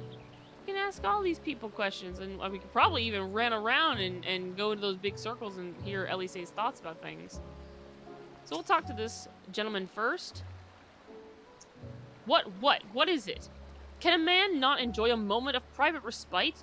If you're looking to share a table, then I respectfully request that you look elsewhere. My bad. You misunderstand, sir. We were simply wondering if you knew of the Telephoroi. These enemies of peace have promised an end to all we hold dear, and... Wait, you're that House Louviere girl, aren't you? And this man with you is obviously a foreigner. I'd heard you were disowned for helping outsiders indulge their barbaric whims, and here you are giving truth to the rumor. I'll thank you to leave me be. I've naught to say to the likes of you. God, you are a fucking dick. Well, I must apologize. It was foolish of me to extend an ounce of civility from one so enlightened. Come, Kevin. Yeah, no, I agree, Elise. He was a fucking asshole to you. Let's go, sweetheart. We don't need this shit. That dude was a dick. Like, seriously, we don't need that. Here's hoping that this individual here is a little bit kinder. Yes, I don't believe I've had the pleasure. Pray, excuse the interruption, but we were hoping you might share your thoughts on the Telephoroi and their unconsensual plans. My goodness, if it isn't the young Miss Levier. My apologies, but I work in the office of the Forum, and if word reached Master Fortunault that I was helping you. I see, we're sorry to have bothered you. God, there's really just nothing, like, fucking nothing we can do because she's his daughter. A load of bull, man. Welcome, sir. What can I offer you today? Wait, is that Mistress Elise I see there? My word, how long has it been? Far too long. Meet, I'm assuming it's Dickon. Meet Dickon, the owner of The Last Stand. I used to frequent his cafe on occasion in between lessons at the studium. Seems like an age ago now. I remember hearing that you and Master Alfinode had set sail for Eorzea, but then you never came back. Lately there's been gossip about your father disowning the pair of you. Everything all right at home? It's complicated, and I hadn't expected complete strangers to be so familiar with our situation so quickly. Quite so quickly. Everyone has an opinion, it seems. Well, it is House Levier. No matter how discreet Master Fortunault may have been, news of your family's doings never stay secret for long. Things being what they are, what brings you back to the city now, of all times? We have questions, and only Charlian has the answers. Tell me, Master Dickon, have you heard anything about the apocalypse called the Final Days?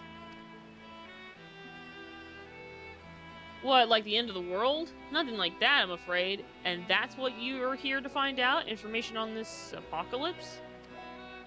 Yes, whatever we can learn. Unfortunately, your patrons appear to be unwilling to speak with me. I wish there were more I could do to help.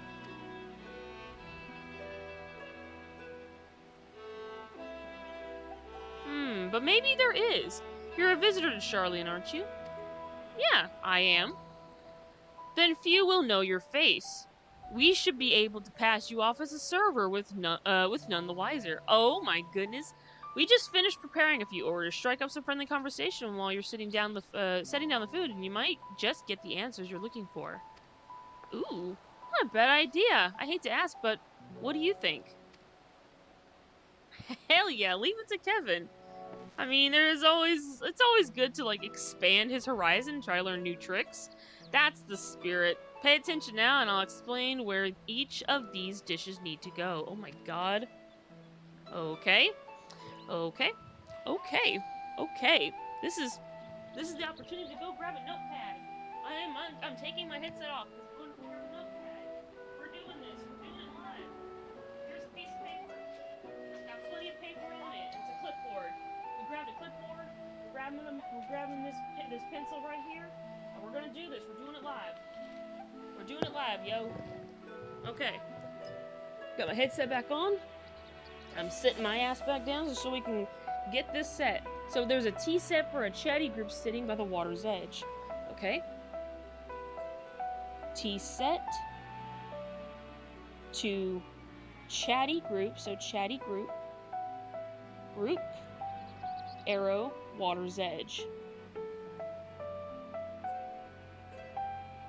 So that's the first set. The omelet is for one of our regulars. Okay. Omelet. Omelet. A regular. And this regular, a Highlander by the name of Gisla.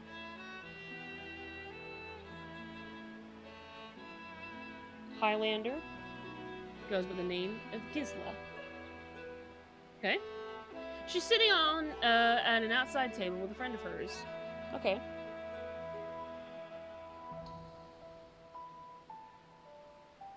Sitting with friend outside table. Yeah, I'm really fucking doing this. Hey, Mupsta! Hello, welcome to the stream. I shall. Thank you so much for that hydrate. I'm also sorry if there's a frame rate issue. Apparently I've been dropping frames partway through my stream, and I don't know what the hell to do. Oh! And behind them, okay, so... Behind, and I'll put a big star so we know who it's behind. It's behind the woman, the Highlander woman named Gisla with her friend, who ordered the omelet. There's a Makote gentleman. So Catman. We're just gonna put Catman. Catman. He ordered the oven-baked lobster. The oven-baked lobster. He said, "You big sleepy now?" That's how I've been feeling, man. I've just been fucking exhausted. Got all that? If you're not sure, just ask and I'll explain again. Good luck. No need, my man. I wrote it all down. Okay. So the first one. Let's see.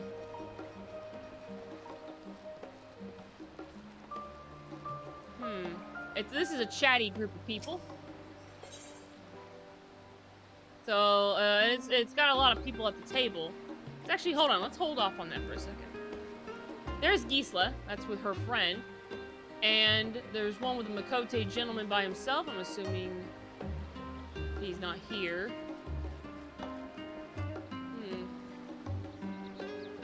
Alright, well that's fine. This must be the chatty group, because there's a lot of people at this table. I'll even talk to her. Charming little tea set. Haha! So there we go. That even confirms it. So yeah, we're gonna go in order. It's not gonna let me choose pick and choose who I want to do this. Oh, my tea set, lovely. Thank you.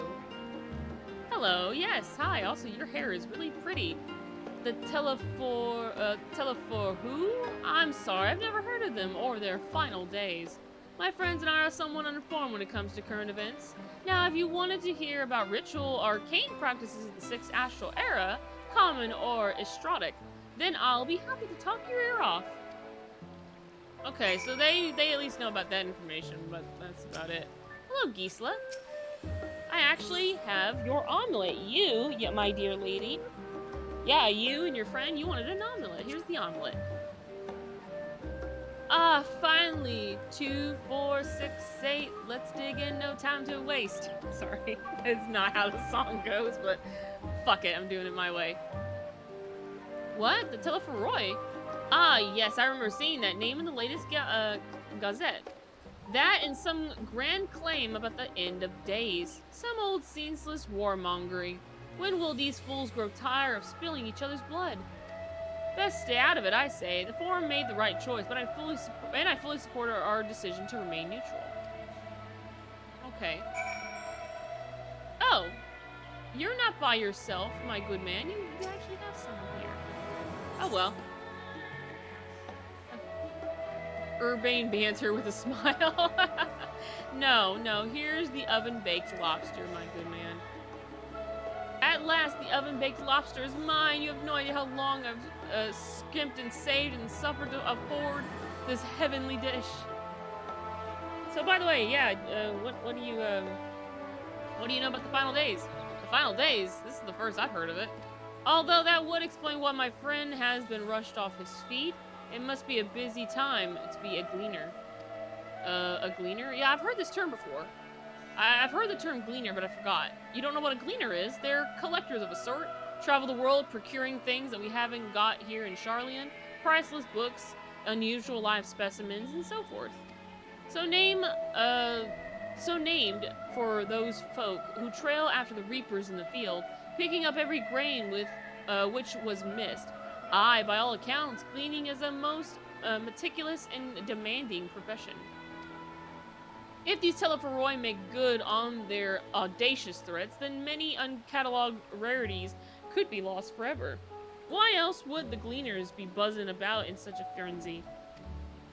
Watch the harbor and you'll see what I mean. They're carting loads in from the docks all day. It's never been this hectic before, not like this. Well, thank you, my good man.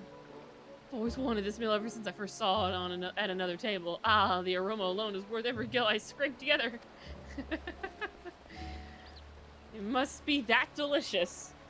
I don't know if I could ever eat like a huge oven-baked lobster, but I've never been one for fish. Oh well. Any trouble with customers? Were you able to get anyone talking? Oh yeah. Got some information about gleaners and you know nobody seems interested in the final days, and there's one that's completely unaware. Yeah, there's a whole group that's unaware. Interesting, they seem unaware of the final days aside from whatever vague news the gazettes were printing. Even Dickon had nothing to offer, and he's the best source of gossip in the city. If the Forum does have secret knowledge, then they've done an impressive job of ensuring no one whispers it in the wrong ear. In any case, thank you for playing the part so well. Here, the cup of coffee I promised. Aw, thanks. But let's enjoy our drinks elsewhere, shall we? Maybe behind the peristyle, away from the gossips and their wagging tongues. That would be lovely. Okay, so it is over here. I thought so I don't really need to travel too far.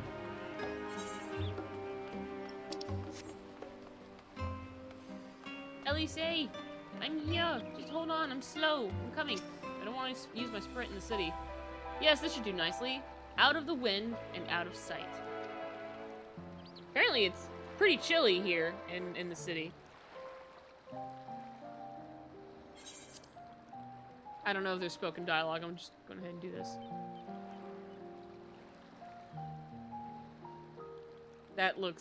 That's a beautiful cup. When our father disowned us, I couldn't believe what I was hearing. It wasn't until much later that his words began to sink in, that I began to feel the weight of what it meant.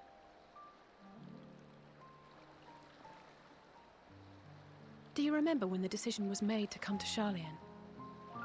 Yeah, I remember. Grahas said that the Forum was determined to keep us in the dark, and that Father's venomous performance was part of that strategy, to keep us at arm's length. Perhaps it was.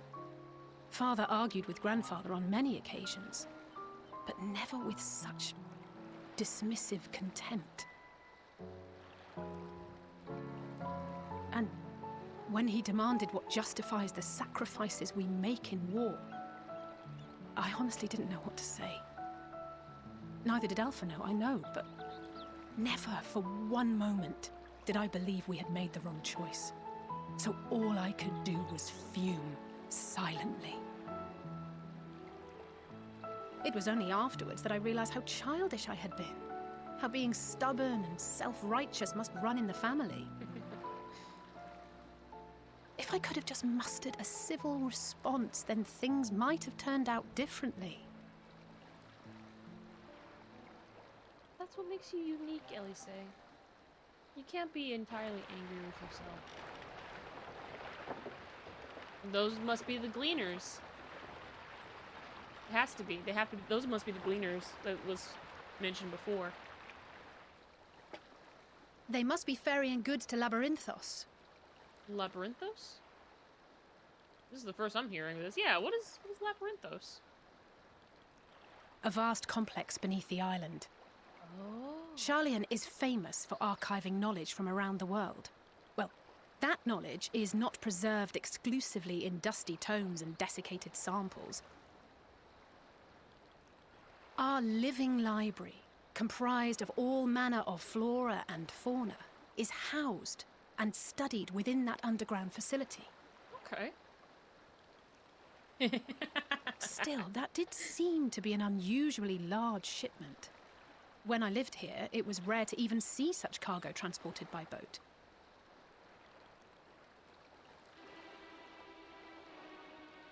Wait! Didn't you hear something in the last stand about the Gleaners coming and going more than usual?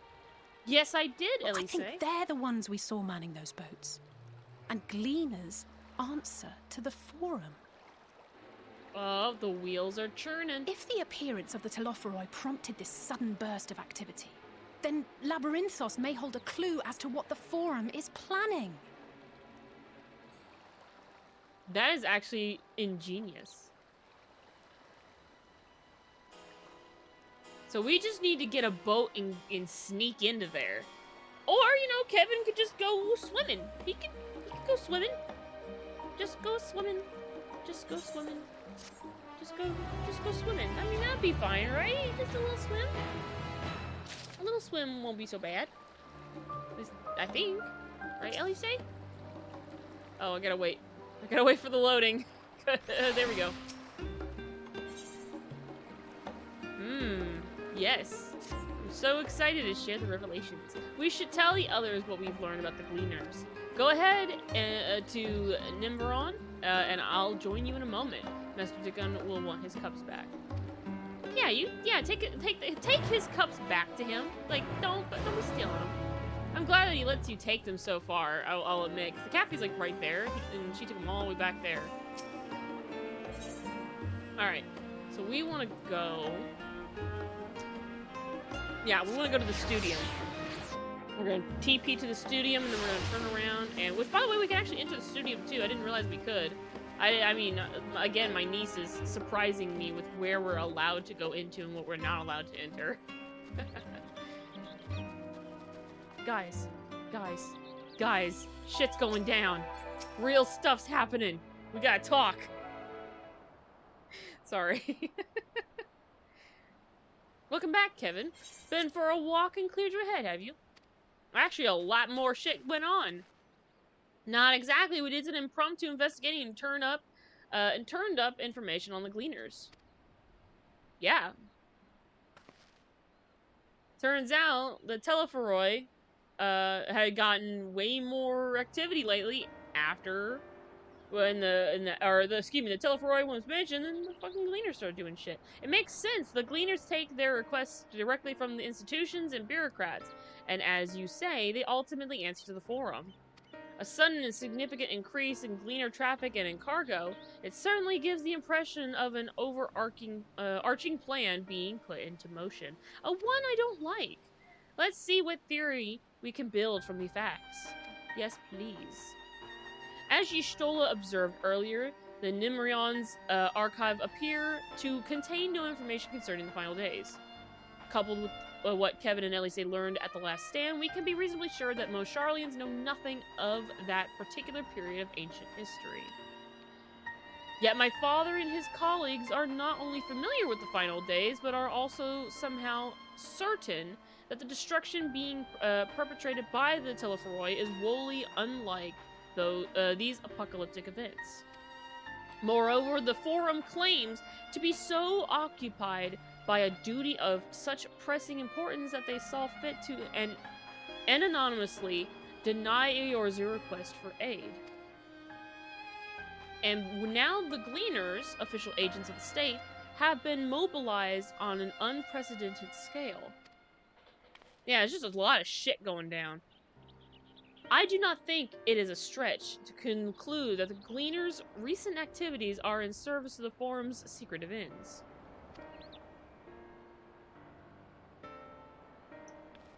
In which case, our next course of action seems obvious. We visit Labyrinthos and assess the situation for ourselves. If we're lucky, the Gleaners will be far more receptive to our questions. Yeah. Hold on. So, let's see. A fine idea. What should we expect down there? Anything? Kevin doesn't mind, though. Kevin doesn't mind looking at a book. So, what should we expect down there? That's what Kevin wants to know. Before he goes into danger, he wants to make sure he knows what's there before he goes in. Oh, I would hate to spoil the surprise. Urgh. Why, Cryle? Why you do this shit to me?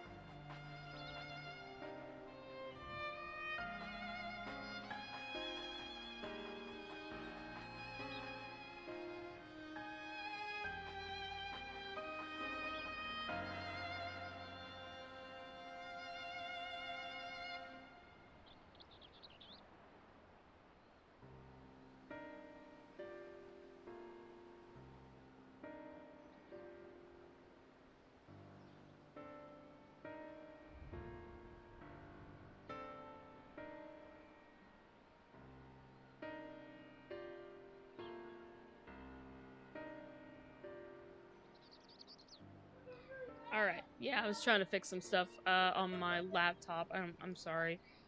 These dropping frame rates is more concerning because the number just keeps gradually going up and up and up. I'm at now 34% over the last 2 minutes. So technically it's not even 34% over 2 minutes, it's 34% over 2, 4, 6 minutes. This is concerning for me. I don't understand what's going on. I just don't understand it. I'm just hoping that the stream looks okay still. As for myself, there are a few more subjects I would like to research. I may join you later, but feel free to leave behind your borrowed books and be on your way. I'll see to it that each is returned to its proper place. Thank you. That would be a great help. Thank you, Raha. Let's go. Let's head down the stairs over there, and I'll show you where the entrance is. Yes, please. Please show me the entrance to this location. I can't wait, because we have yet to hit a dungeon. Like, I've yet to hit a dungeon. I don't even know what a dungeon's like in here. I don't even know if we're allowed to have trust, if the trust system is even in place. I really, really want to do a dungeon right now. I'm that hyped to do one. Ready? Labyrinthos is not too far from here, and you may find the path a bit disorienting. I'll take the lead, so stay close. Follow Elise and do not fall behind. Okay. Off we go then. Alright, well, yeah, let's go, Elise. Come on. Oh my god, are you really gonna walk? Oh my goodness, Elise. Elise, no.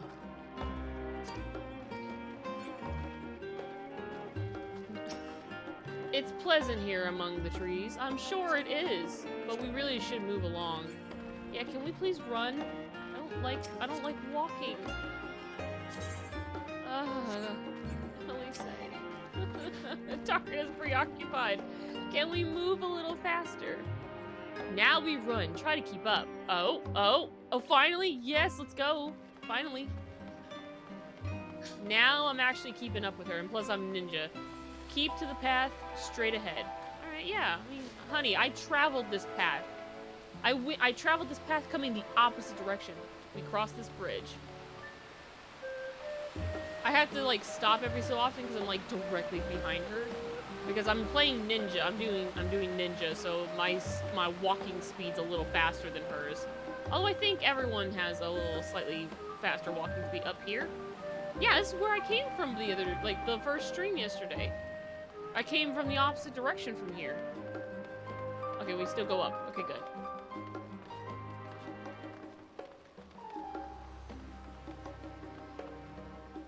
The rostra, not far now. Okay, yeah. Okay, so we go this way. Yeah, I remember actually coming over here too.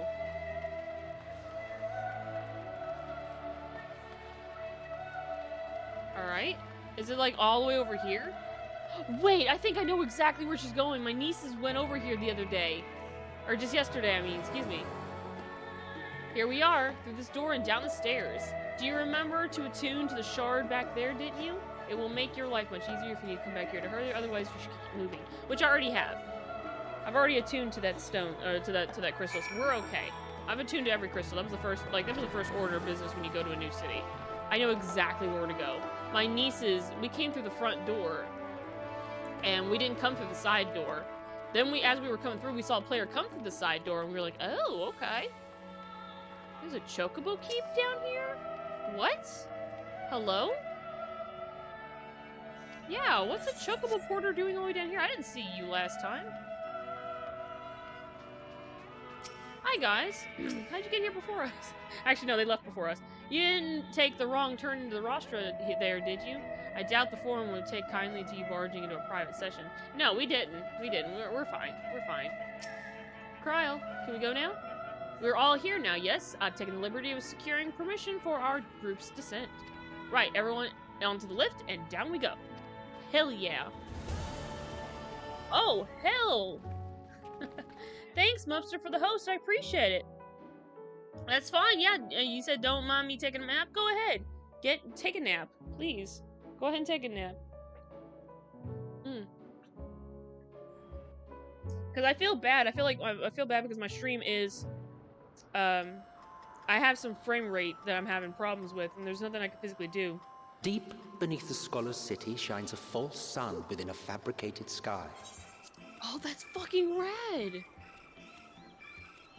In any age exist those who consider the floor an extension of their bookshelves.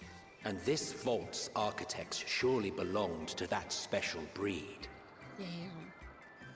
If the stack grows too high, start a new one. If no room remains, then make more rooms. Huh. A simple solution at first, and then bit by bit, a profound transformation. Oh, look at the little rams. Knowledge buried beneath knowledge, a growing, creeping labyrinth from which there is no escape.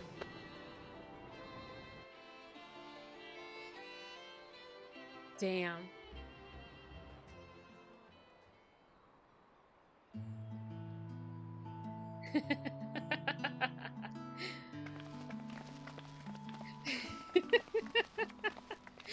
Blaming Kevin for the frame drop. I mean, he is a little thicker now. I mean, with that jacket and everything. Not what you expected. I must admit, the artifice is very convincing. It really is, yeah. But I assure you that we are beneath Sharlayan itself. The breeze you feel, the flowing waters you hear, all created by the hand of man. Yeah, apparently so. The island is volcanic, you see. And once upon a time, this great hollow must have been a reservoir for magma. Must have been? It was discovered some 400 years ago, at which point it was repurposed as a storage facility for scrolls and samples and such. Renovations have continued, with nigh on no interruption to this day, with the lower levels still undergoing expansion. That's just amazing. Aren't those people gleaners? Yeah, what? Hold on, gleaners? Yep, there they are. I'm so glad I changed Kevin's hairstyle. More characters had his original hairstyle. Judging by their dress. They are said to work alone as a rule, but 'twould seem that rule is being enthusiastically broken today. It may be as you suspected, that they are engaged in a task apart from the norm.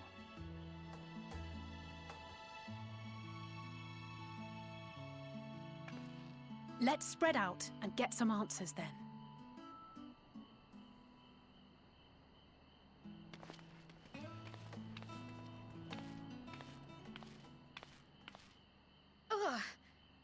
Kryl?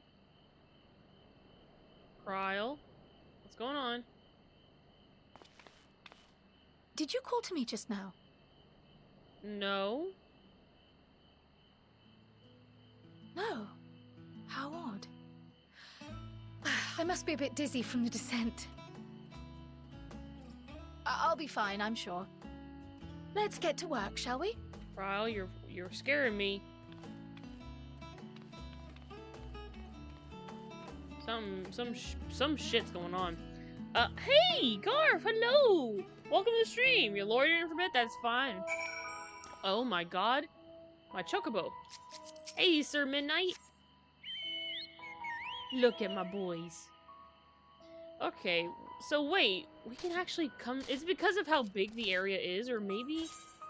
Oh! Oh, are there like... Is there... This is a fucking field. This isn't a city. It's a field. And there's like cities within the field. Oh my god. Okay.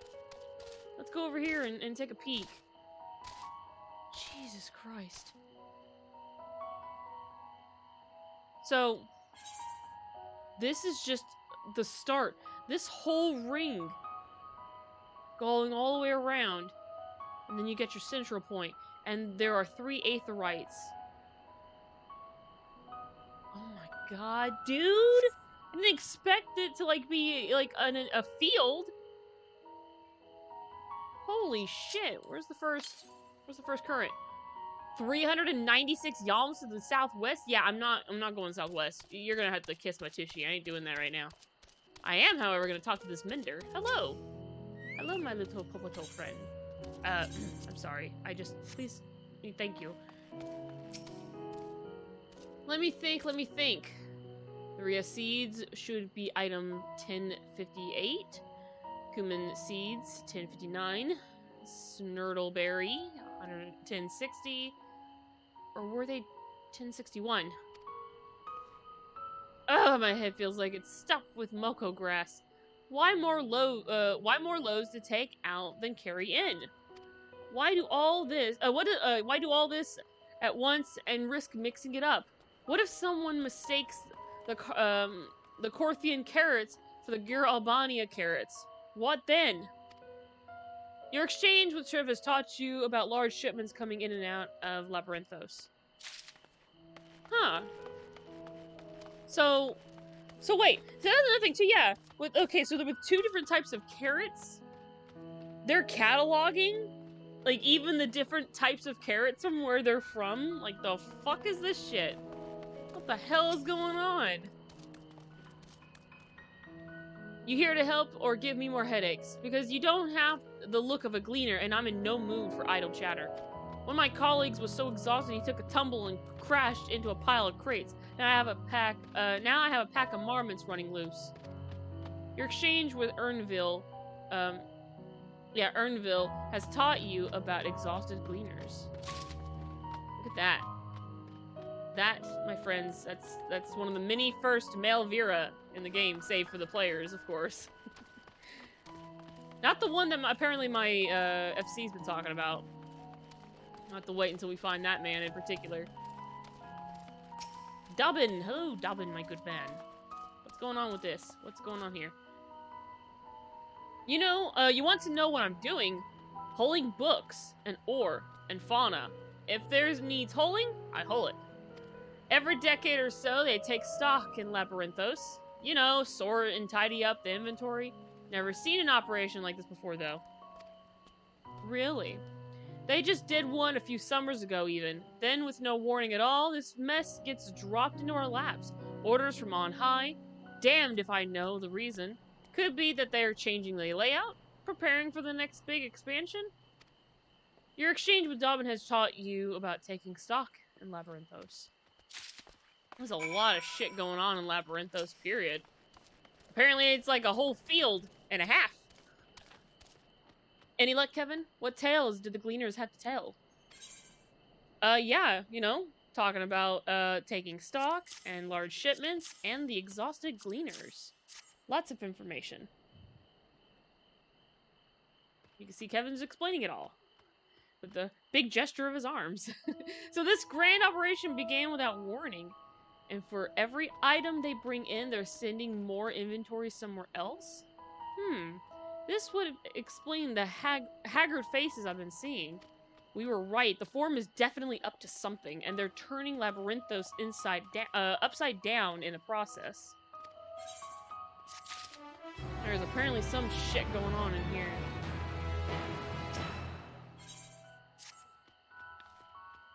We would do well to learn more of what specifically the Gleaners are being tasked to do, as well as who has tasked them to do it. See, that is, I mean, there's a lot of shit going on. If you're game, Kevin, I have an idea. What is it? Didn't one of the Gleaners you questioned say something about escaped marmots? Perhaps if you were to help him capture said marmots, he might be inclined toward a more friendly and enlightening conversation. Sounds good to me. I love that Kevin kneeled down, like, to her level to, like, listen to her talk. Like, if she was whispering in his ear or something, or just whispering to him. This, I don't know why, this here, that makes me happy. Just seeing him kneel down just to talk to her. In the meantime, I will turn my charms upon this Gleaner here. We can compare notes afterwards. Happy hunting. Sounds good to me, Kryl. I'll see you in a bit. Woo! I just wish we could get to a dungeon. We haven't been in a dungeon yet. I can't wait for that. Hello? Can I speak? Nope, you're too far below me. Yep, okay.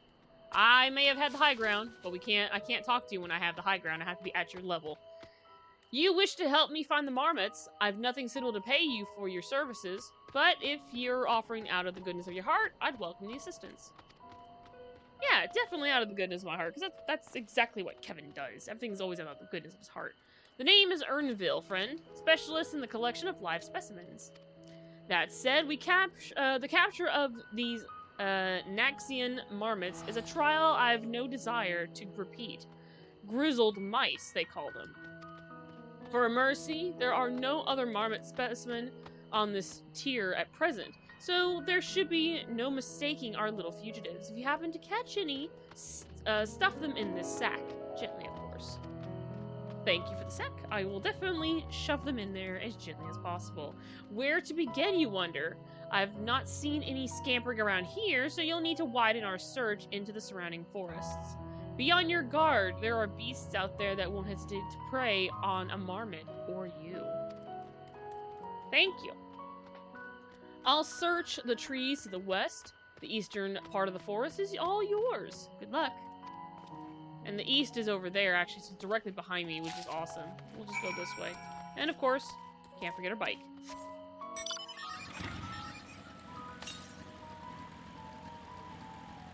Whoa. Hello. You're a dangerous beast. Level 80 troll. Jesus Christ.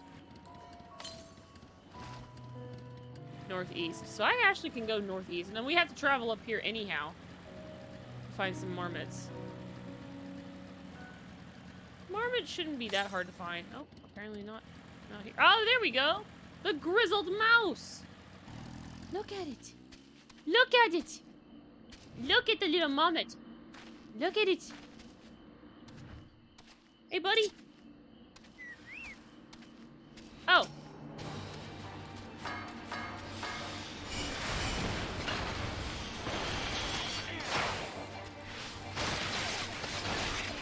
There we go. Nope, there's more.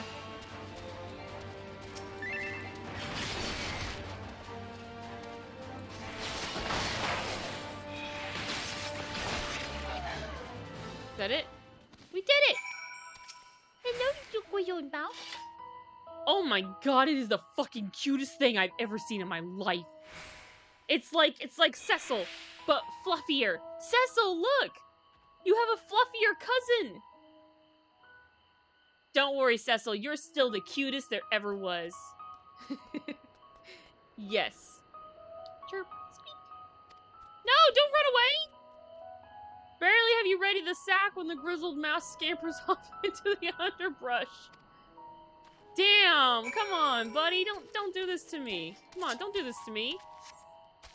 We could be friends. Come back. Damn, that little grizzled mouse. Alright, hold on. There's an aether current apparently up here. Yes, we discovered a new location. Northeast. So... should be like in this building, I guess, or around this building? Nope, don't attack me. North. Okay, so straight north. Are you inside? Nope, you're not inside.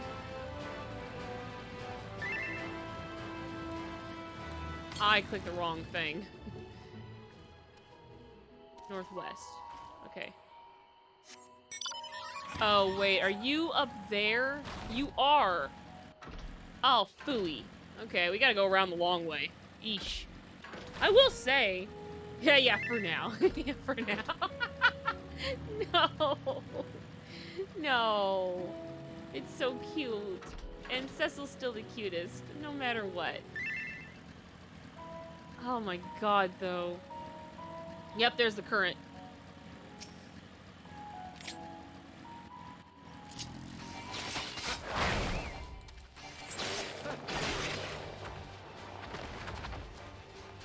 There we go.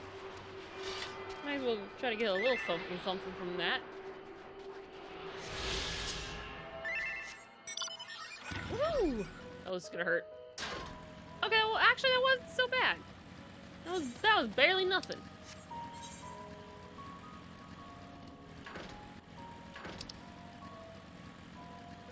Alright. There's the grizzled mouse. Come on, put it down. That way, if anything comes close, we can go ahead and just destroy this creature.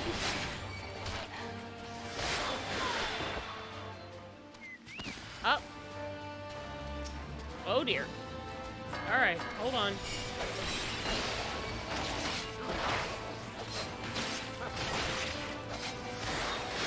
Is that it? Yep, that's it. Okay. Listen here, you little grizzled mouse. Cecil's cute. He is, but you gotta... You can't let that bother you. Now, I hate to say it, but you need to get in the sack. Good boy. Get in the sack, please. The rat sack. No! Where are you going? The rodent nimbly invades your grasp before once more disappearing into the trees. You... Okay. Cecil, you were never this much trouble. You just needed Kevin to sit in front of you and have cheese on a plate. This guy? Nuh-uh. Actually, technically, if you wanted a small rat in the game, right? The only way to get a small rat is by completing a certain fate in the area around Ul'dah, like outside of Ul'dah, a few zones away. And I can tell you right now, it's very rare too. It's a rare event. So when it actually happens, it's kind of crazy, right? And it's just, look at the little guy. Now listen, a sturdy sack, supposedly large enough to hold one or more squirming marmots. Please sit still. Please be a good rat and sit still. More prepared for its speed this time, you succeeded in closing the sack over your elusive quarry. There we go. That's right. Get in the goddamn sack. And we did it too. We got it into the damn sack as well. Oh my god. It's too bad it's like stinking cute too. That's what makes it worse. It's that it's so cute and fluffy. It's a fluffy rat. The fluffiest rat that ever lived. And I'm sure Cecil's like looking at it with envy, but I'm like, no, don't. It's okay, buddy. Hello. How do you fare? I tracked down 3 of the pack, which leaves 1 unaccounted for. Actually, this sack holds the plump, wriggling form of one greatly annoyed, grizzled mouse. got the damn rat in the little sack. Ah, there's the odd marmot out. Yep, we got him. Wait here a moment while I put our friends in a holding cage. Please don't drop them and lose them again, I beg thee. Don't do this. Don't let them fall out of the sacks. Thank you. And yeah, disable that.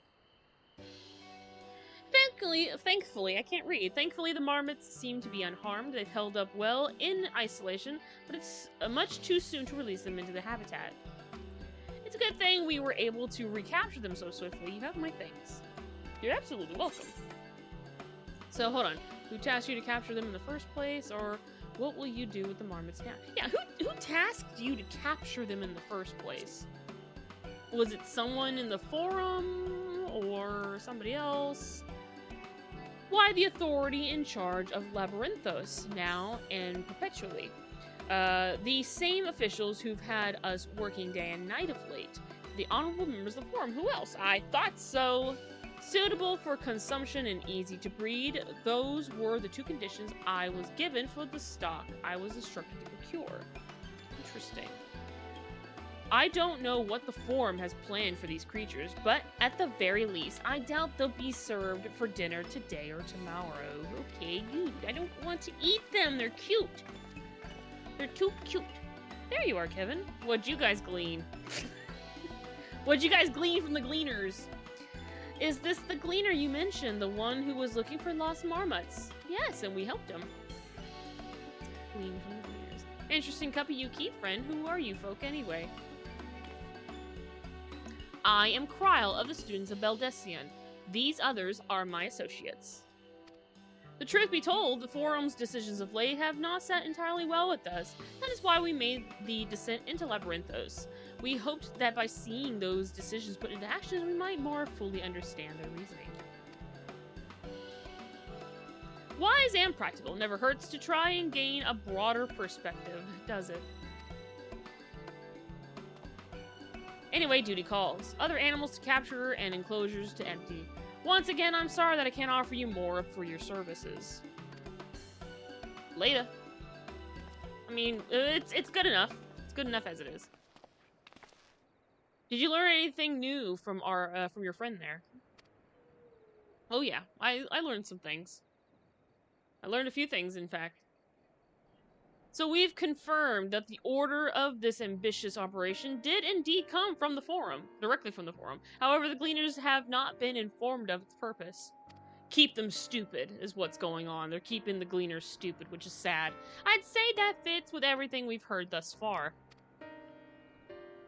We've also discovered when the operation began, the forum contacted the Gleaners' guild ship and put their people to this great work some 4 days after the Telepheroi made their chilling declaration. As seasoned travelers, the Gleaners keep abreast of news from every corner of the world out of necessity. Thus am I inclined to trust that their calendar of events is accurate. Altogether, it gives the distinct impression that this undertaking was a sudden and unexpected development. Yet I find it hard to believe that such a comprehensive restructuring of Labyrinthos and its archives could have been planned in so brief a window. Nay, this plan was long in the making. They were but waiting the right time to put it into effect. Telepheroi's declaration was what set it all in motion? That might be what it is. It seems likely, but let us not leap to conclusions just yet. For the moment, I suggest we conduct a wider investigation of Labyrinthos. The more facilities we visit, the more pieces of the puzzle we stand to find. Oh dear. In that case, how about we head to the is it Archeon? I think it's Archeon. From there, we can reach the lower, oh, nope. Kryle? What's going on? Kryl, well, what's wrong? This is the second time. Yeah, what's going on, Kryl? Are you okay? I'm fine, truly. The sudden descent has left me with a bit of a headache, that's all. Nothing that will stop me from soldiering on. Let's be about it, then. At least allow me to take the lead. I'm fairly certain I remember the way to the Archeon. Or is it Archeon? I think it's Archeon. I think it's how you really say it. It could be Archeon. We followed the path east through the forest where you were chasing that mouse. Or marmot, was it? Anyway, 'tis the trolls you need to watch out for. Yeah, we've seen the trolls. We've seen those trolls. Those are some big ol' scary trolls. They're actually not really that terrifying. They're fine. You know, they're trolls. Let's see here. It's funny because when like looking at the trolls, I think, yeah. So despite their like design being completely different, they share the same move set, or at least the same, yeah, the same slight move set as the I can't think of the creature's name. Hold on. Let me go into my mount guide, and because I have the mount. It starts with an L. Lenal? Yeah. The Gooboo. They remind me of the Gooboos. See? Kind of look like a little. They're like a bigger version of a Gooboo. Look. See? They're just a little. They're way bigger than a Gooboo. But they have like a similar look. Like shape. They look like a little Gooboo. And also, riding a Gooboo is cute. And look, we just relax on set. No, like, you guys should have seen it yesterday. We were riding these, they're called Hamsa. Hamsa is what they're called. The Hamsa are basically like dodo birds in this game. And it's just so fucking funny. Riding on this giant, like, dodo bird. And when you're running, like, the character leans back, like they're about to fucking fall backwards off this thing. And the feet are, like, shot straight up. I'm sorry. Just the simplest of shit just makes me laugh. Might I interest you in a chocobo porter? No, I don't want a chocobo porter, but I do want to go ahead and get this. Before we actually complete the quest as well, let's go over here and... Nope, I want to look at the Aetheryte. There we go. Let's get this Aetheryte. Ooh. Their chocobo's wearing the Shiva barding. That's so pretty. Hell yeah. I know I can make those, but it takes so long to make them because you need a lot of materials, and a lot of the materials that you need are super rare. So, and you have to play, basically you have to fight the same enemy over and over and over to get all the parts, because you don't get enough. Behold, the Archeon. Archeon? I think it's Archeon. I'm gonna call it Archeon, because I feel like that's the correct way of saying it. I think it's Archeon. Behold, the Archeon. As Numenon serves as a Sharlayan's literary archive, so does the structure house the city's wealth of material data. The architecture, too, is similar. This building you see is merely the upper entrance, an access point to the vaults carved into the cliffside. Into the cliffside itself. Within those vast rooms are stored countless samples and specimens, as well as the detailed records which describe them. In a manner of speaking, the Archeon contains a physical history of Sharlayan's unwavering dedication to the accumulation of knowledge. Hell yeah. Oh, hell yeah. And it's funny because now we can actually, I think, my ninja quests are actually open now. I think they're open. I could be wrong. I don't think they are, but they might be, or they're about to be. I have to look into it again. Ooh. Hold on, don't I have a new? Okay, no, I don't have this actually. Yeah, I don't have that helmet yet. Hell yeah. Well, we won't learn anything of value standing out here. Let us proceed into the main building and speak to the custodian.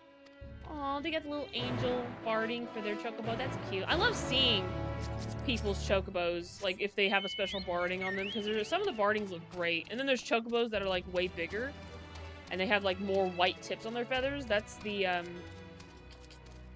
those types of chocobos are, what's the word I'm looking for?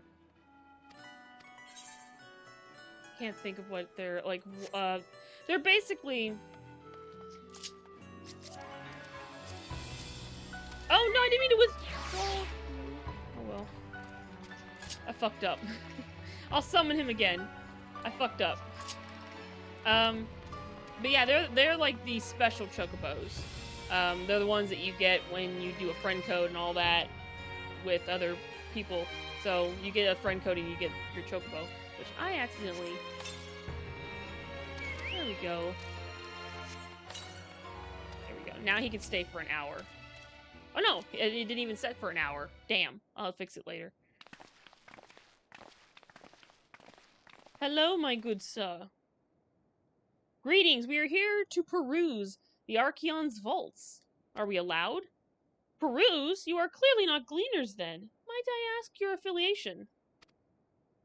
We belong to the students of Bildesium, but is that relevant? I was given the belief that the vault, those open to the public at least, were open to the public. Ordinarily, yes, that would be the case. At present, however, access is restricted. Only persons directly involved in the reorganization efforts are permitted to enter. Huh. Not us, then.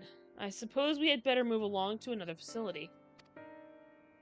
This building has a lift which connects to the middle tier, yes? Might we at least make use of that?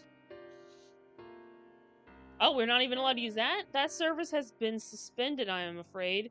For the time being, priority has been given over to the conveyance of inventory. Okay. So, wait, hold on. Oh, I'm sorry. I'm trying to read. What? So, this is as far as we can go? From what it looks like. I apologize for the inconvenience. Please come again after our restructuring operation is concluded. By that time, it will be too late, and we were so close to getting answers. We need to rethink our approach. Let us step outside for the moment, shall we? Damn, so we're literally up a creek without a paddle. Students of Bildesium. Oh, he's gonna fucking rat us out. That dude's gonna fucking rat us out. He's not talking. How about that? Right? And you wanna know what's worse? That custodian's gonna fucking rat us out. He's gonna fucking tell the forum, hey, yeah, the students of Bildesium came poking around here. And I think your children were involved. What? We are at an impasse, as we have no other leads. I should like to peruse this one further. Alright, well, what do we do? What do we do about that? Oh, look at that pretty... Look at it! Look at that pretty fish! Oh my god. But I doubt that our stone-faced custodian will be swayed by heartfelt pleas. We must seek another means to access the lower levels.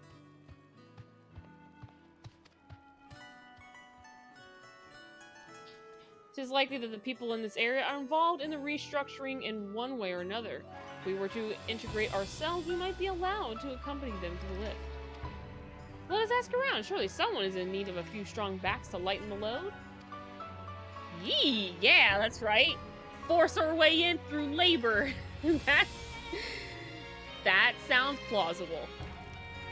Let's see. Surely somebody needs help. This is a big, wide area. Seems like only this dude over here, this bone-weary worker, needs some help. Hello, my good man. What's that? Take you down on the lift with me? Sorry, but not a chance. I've been up and down all day, and only now have I finally found a spare moment to rest. I did see a gleaner fellow heading out the gate there, though, shouldering a large pack, engaged in some manner of task. Maybe he'll be headed down below after he's done with whatever it is he's doing. Why, thank you. Thank you for, that. Which, I don't think that man is available currently. We'll kill the janitors and then we're the janitors now. Yeah, we'll just, we'll do this and then, oh yeah, it'll be fine. All will be good, Hello. Am I taking the lift? Oh no, we're just students. We won't. They won't let us into the Archeon, even though we found. Actually, we have no idea what it is we found. There is no records of such a creature anywhere, but it was wandering around Tranquility, and so we thought to donate it to the vaults. Squeal, squeak. Squeal, squeal. Oddest little squeal, don't you think? Anyway, I suppose we'll have to take care of it until the Archeon is open again. I want to know what's inside. I want to know what creature it is. Hi, Luna. Oh, you're stepping on my toe. Luna's stepping on my foot. No, don't do that. Don't do that, Luna. That hurts. Don't do that. That hurt, Luna. Why'd you step on my toes? Why are you stepping on my toes? Hello, pretty girl. You got to go to the potty. I'm like not looking down. I'm looking down at Luna while I'm not like seeing where I'm going. Oops. Okay, so we gotta go up here. This. Hello, baby. Yes. Okay, hold on, hold on, hold up, hold up. There we go. There we go. We gotta go this way. Because there's a. We gotta go up here somewhere, I guess. I mean, I'm not. Oh my god, how big is this? Yep, that's a big area. That's a big area. Oh! Ernville! Hey! Ernville! Hello! Quiet, you'll frighten it away. Frighten what away? What? You're not talking about that bug over there, are you? Or... That's not even a bug. That's a... I don't know what the fuck that is. I came to be pat and step on toes. And I'm all out of toes. Oh my god. You know, it is, I mean, it's funny though, because it's just... Oh my god, man. Alright, so what, we'll frighten it away? Okay, but I'm not assuming you're talking about that bug though. Ah, it's you again. I didn't mean to be rude, but I'm in the middle of another task. The Cloudkin I need to capture is close. Very close. Cloudkin? Hold up. What are you talking about? Yeah, leave it to me. I'll help you find it. You wish to help me with this too? You spend your time in unusual ways, my friend. Still, 2 hunters are generally better than 1. Very well.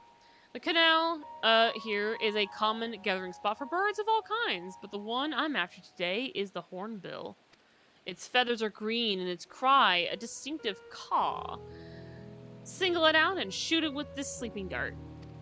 Hey, we're gonna do... Okay, so this was introduced in Stormblood. It's a pretty fucking cool mechanic. It's just silly, though. You can't really do it like anytime you want. It's just only within like certain story bits. The effects are short-lived, so I'll lie in wait down by the riverbank to claim our quarry. Be sure to hit the right one. So he said it's green. Okay. Something tells me this player is looking for it. It's a hornbill, and I know what a hornbill looks like in this game. They kind of look like fucking angry-ass birds. And it does a caw. And he's green. Quack, quack. A large beaked green bird. Caw, caw. A large green bird. A small green bird.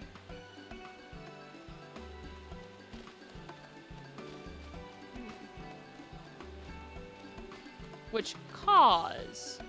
So that means it would have to be this green bird here, because this one goes quack, quack, and this one is a small one. What do? You go coo, coo, and that one's red. So it's this one here. It's this one, obviously. Let's see if I can execute this. Come on. Aim properly, and I missed. There you go, I got it. That's the correct bird. Because it goes caw, caw. And it's green. But it's large. It's a large green bird. Apparently it was the correct one, though, so yay. I mean, it had to have been. It made the correct sound, the correct color, and there's a cutscene, so I know it's correct. Look at that big old sleeping thing. I don't look... It's weird, though. Like, when I'm thinking of a hornbill, that's not the hornbill I'm thinking of, but it still looks... It just looks very similar to it, for sure. It must be because of, like, we're in a different region and I just don't recognize it. Yeah, very fair shot indeed. Thank you. Nicely done. Oh. Let me truss this one up, and I'll make my way over to He you. has voice lines. Makes me care if he's got voice lines. Oh no. Hoodle who? Or hoodle who? Yeah, I know, right? Hoodle who? Oh my god, he speaks. There you are. Any new revelations? Yeah, I guess. helping out Ernville again. Or Erinville. So you met with that gleaner again, this time to capture a hornbill. Mm-hmm.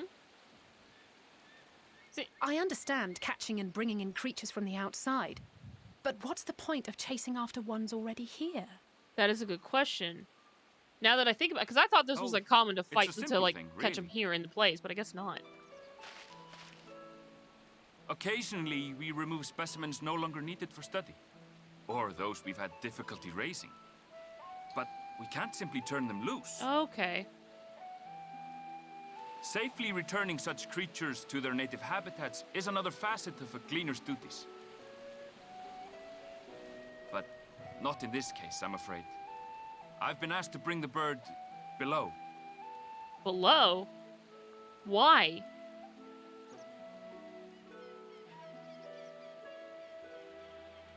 The restricted section in the lower levels of Labyrinthos. Open only to a select few researchers handpicked by the Forum.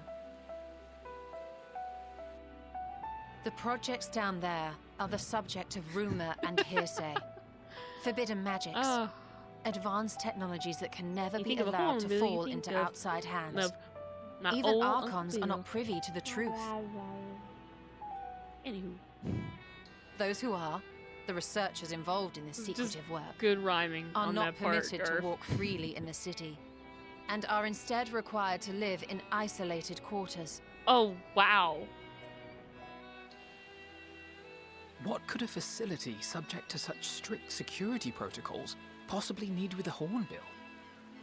An experiment? Possibly. I wasn't afforded an explanation. But judging by the requisition list given to me and my colleagues, I doubt it's for any kind of advanced research. I'd be more inclined to believe we were making preparations to migrate to the south. Mericidia or thereabouts. What? Why would you say that? I'm about to say, why would you say that? Much of the flora and fauna we were asked to procure could serve as reliable sources of sustenance. They're comparatively hardy species, too, able to endure harsh climates. And among them are specimens known to be effective in improving soil quality and purifying water. When you put it that way, migration does sound like a reasonable assumption. That's all it is, though. An assumption. Through our tasks, we gleaners glimpse only bits and pieces of the Forum's plans. Huh. Our prime concern is that our requisitions, be they living or otherwise, are properly preserved for the knowledge of future generations. Now, I really must be going. I regret that I cannot reward you as you deserve. Oh, it's fine. See, Kevin doesn't mind. Perhaps you might reward us after a fashion, then. It is imperative that we reach the lower levels. And seeing as you are already set to descend with your assigned cargo, mayhap we could accompany you as your assistants. I'm afraid that won't be possible. Once the animals have been prepared for transport, we send them down separately via the lift. I will, of course, follow after to make my report, but I can hardly pass you off as porters when there's nothing left to carry. Man. Indeed. Pray forget I said anything. Yes, please forget anything that Y'shtola said. Please. How do you feel about climbing? If you've strength and the courage to brave it, then there is another way down. Really? You absolute legend. This path How leads do we to do the that? 33rd facet. a mine shaft excavated during one of our expansions of Labyrinthos. Okay. While I cannot guarantee that the passage is safe to traverse, it should provide access to the medial circuit below. I never even knew such a place existed. Thank you. This is the perfect solution. Hell yeah, it's the perfect solution. Like, this is the You're best quite way to get welcome. down from there. But consider yourselves warned. Okay. If the going proves too treacherous, you do well to turn back. I bid you good day. Absolutely, my man. Thank you. Coming in clutch, telling us about that cavern, and telling us that it'll go help us go down where we need to go. Turning back is hardly an option, not when we've come this far. Let's go and take a look at this mine shaft. Yes, please. The question is it finally, are we finally hitting our first dungeon or no? Like, I'm sorry, I'm still adamant about that. Like, where's our dungeon? I'm ready for it. I'm ready to go to the first dungeon. And I don't know, I don't think the mine shaft is. But boy, if it were. I was ready to go into the Tower of Zot, you know? And we didn't even get to go in there yet. Like, we only got into it once, and then that was it. So I don't even know, you know, where that first dungeon is, or if we're ever gonna find it. Something tells me this is not a dungeon. This is just gonna be. All right, anything to level up my chocobo. Come on, buddy.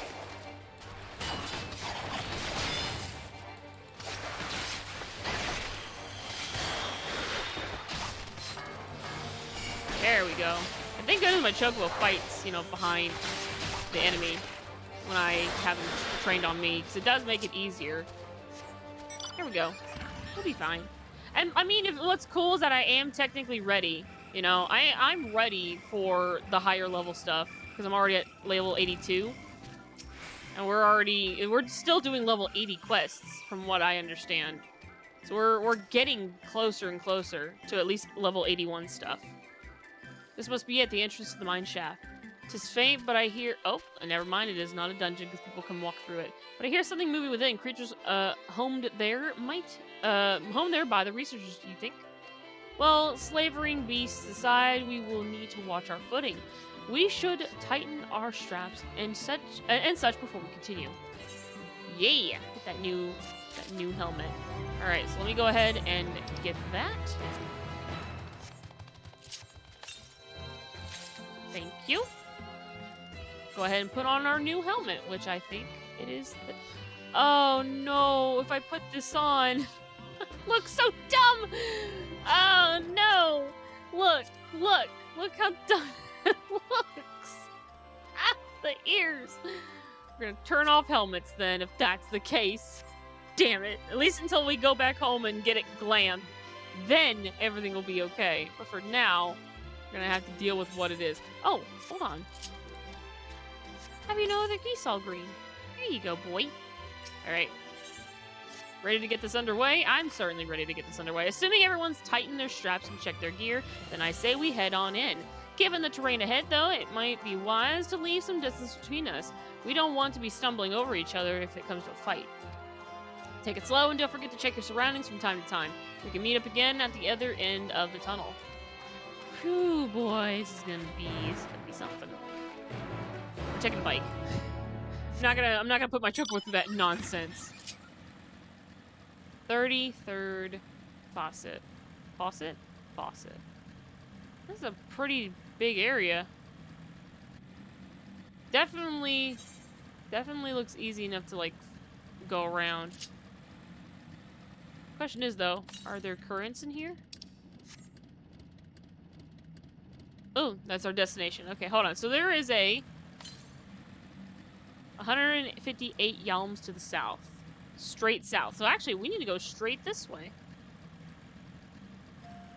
And it looks like we'll be going there anyhow, but I'll go ahead and head my way down. Oh, can we climb back up this? Southeast? Ah, there it is. Found it. Whee! Thank you. I'll take that current. Appreciate it. Whew, yeah. The Kevnetto. Yeah, the Kev... Honestly, that helmet just looks so bad. I don't like... That's the thing with like, helmets on certain characters. Like, I just don't like it. Like, for cat characters, like, for Kevin, I just can't stand, like, helmets that cover the entire head. I can't. It just looks dumb. Even some helmets that are, like, not really helmets, but they're like bandanas that cover the entire head. I was hoping for the ears to poke out of them, but this particular one that I like, because the design's beautiful, but the ears don't poke out. They have like a covering over the ear, and I'm like, no, just no, I don't want that. All right. All right. Boop, boop, boop. Where are they at?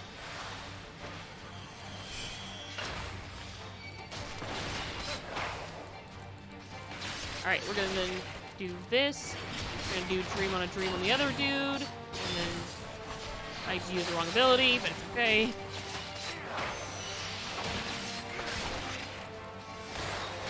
Awesome. Is that it? We're safe. Okay. Away! Where's the next one at? Northwest? Northwest would be that way, which I'm not gonna do. We'll do that when we come back. Or I'll do that off screen. That's another thing too, when I was off stream, I went ahead and took care of a lot of things off stream. I did a lot of leveling up from doing side quests and things. That's what I thought. I was like, I know you can't make it that far. And I know we're gonna be fighting some more enemies here. I mean, if your soft ears poke out of a metal helmet and somebody whacks your head with a sword, that's a great way to lose an ear. It's a battle scar. What you talking? What you mean?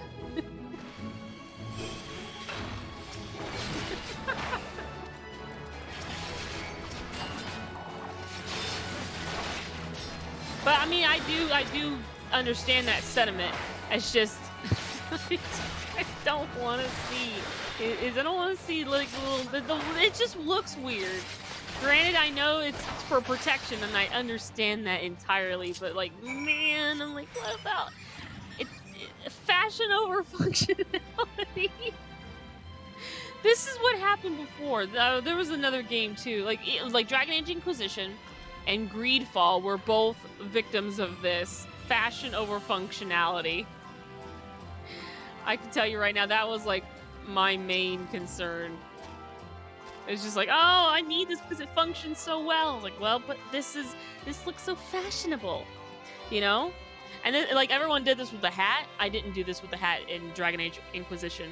I didn't like that big fluffy hat. Just no, like my dwarven character Avgrim just was like, nope, this is not wearing that. That looks ridiculous. Everyone seems to have made it through without incident. Nothing of consequence, at least. And as promised, the tunnel has delivered us unto the medial circuit. As I recall, this tier is where we keep a wide variety of samples for agricultural production. If Aaronville's assumptions hold true, that specimens are being collected in preparation for a great migration, then we should see evidence of such plans in the area's research projects. Let's follow the path to the nearest farming facility and see what we see. Sounds fair. In fact, there should be an aetherite close by, right? Let's see. Hold on. Firstly, I didn't realize there was apparently an aetherite over there. Oh, that's for Charlian. Okay, so we've been there. All right, and then there's. So I like that we can kind of like get an idea as to what like the whole map looks like when you're looking at an overview of it.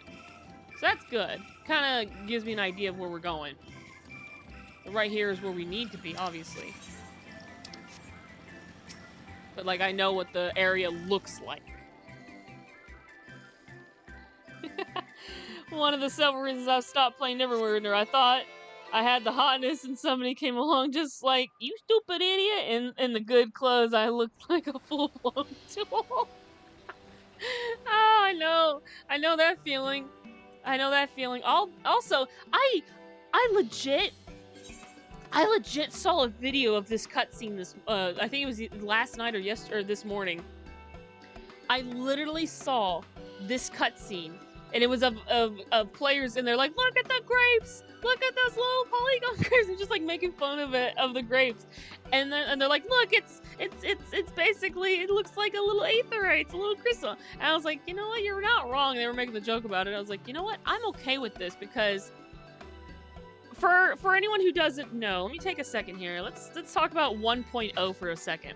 So, in the original version of Final Fantasy XIV in 1.0, and I didn't know this until I saw a video that described this beautifully. Basically, in 1.0, there was a flower pot that was created that had over 1,000 polygons. And think about that one flower pot being copied and pasted. 1,000 polygons, mind you. One flower pot with 1,000 polygons, copied and pasted all over a city. That is the amount of polygons was in one character was at least 1,000, over 1,000 polygons. Okay? With that amount of polygons on a simple flower pot, and that's all over the city, copied and pasted, over and over and over and over and over again in every single zone almost, the frame rate was just, it was lag, so much lag over a simple flower pot.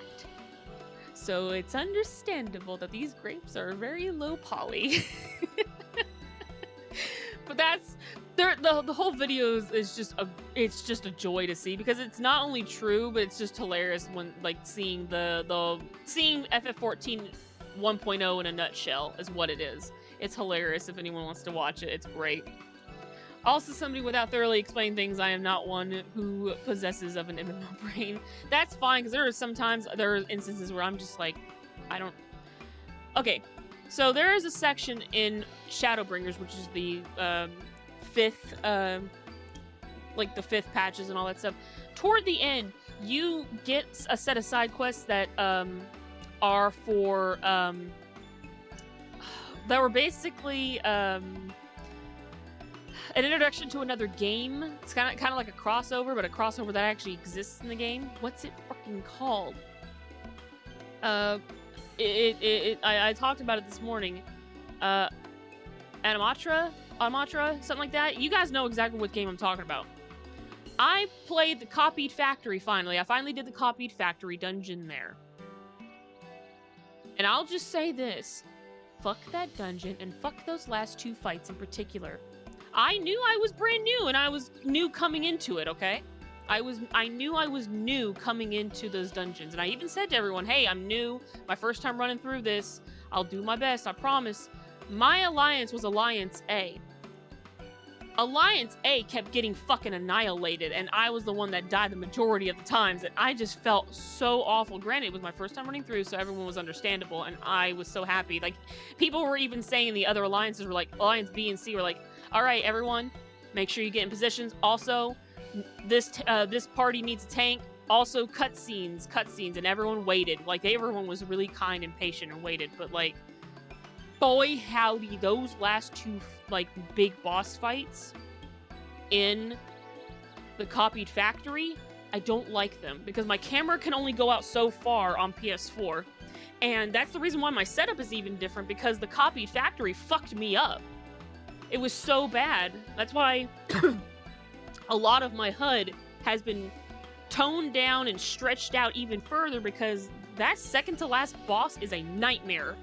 I can't even, like, I look down at the ground so I can see the AoEs, but I have to keep my camera looking up at this thing because it's so goddamn massive, and I have to wait to see what move it does, and it's already too late because I'm dead. So, like, I don't like those last 2 fights. Mostly that second to last fight, because that guy was just ridiculous. I thought Bunker was your favorite, Prostia. That's where I'm at now. I was gonna do Bunker last night, but then I got kicked out. I got logged out because I waited too long. Nobody was doing Bunker, and I was like, well, I'll do it another day. I even tried doing it this morning. There was nobody playing to get Bunker. But yeah, so that's where I'm at. Also, Garf, you said that's an awful hot flower pot. Eminem, probably. It's so good. Also, hi, welcome to the stream, by the way, Prostia. You said this game has good feet, though. What? No. You like the bunker's glam, though. Okay. See, I haven't. I think the only thing I got was one music scroll, because wow, they had a lot of rewards at the end of Copied Factory, and the sad part is I didn't get any of them except for one, which was music. So I'm gonna have to go through it multiple times, aren't I? Yeah. Fuck. Also, but yeah, I really thought that you liked. I really thought that you liked Bunker more. That's intriguing. Yes, I can't read that name. You guys have seen it long enough on the screen earlier, so I'm sorry I cannot read. Labyrinthos is host to a wide variety of vegetation, which allows us to conduct studies on cultivation methods utilized in foreign lands. And it is this facility which coordinates and oversees those efforts. The fruits of their research go to feed their Labyrinthos colleagues, or so I hear. More notable successes might make it to the Agora. Foods so exotic you'd be hard-pressed to guess their origin, let alone how they might taste. Yeah. Indeed, mystery vegetables without a name, only a list of nutritional benefits scribbled on a card. I see no gleaners hereabouts, yet these workers seem to share that same sense of urgency. So it's possible they know something of the Forum's plan and their underlining motivations.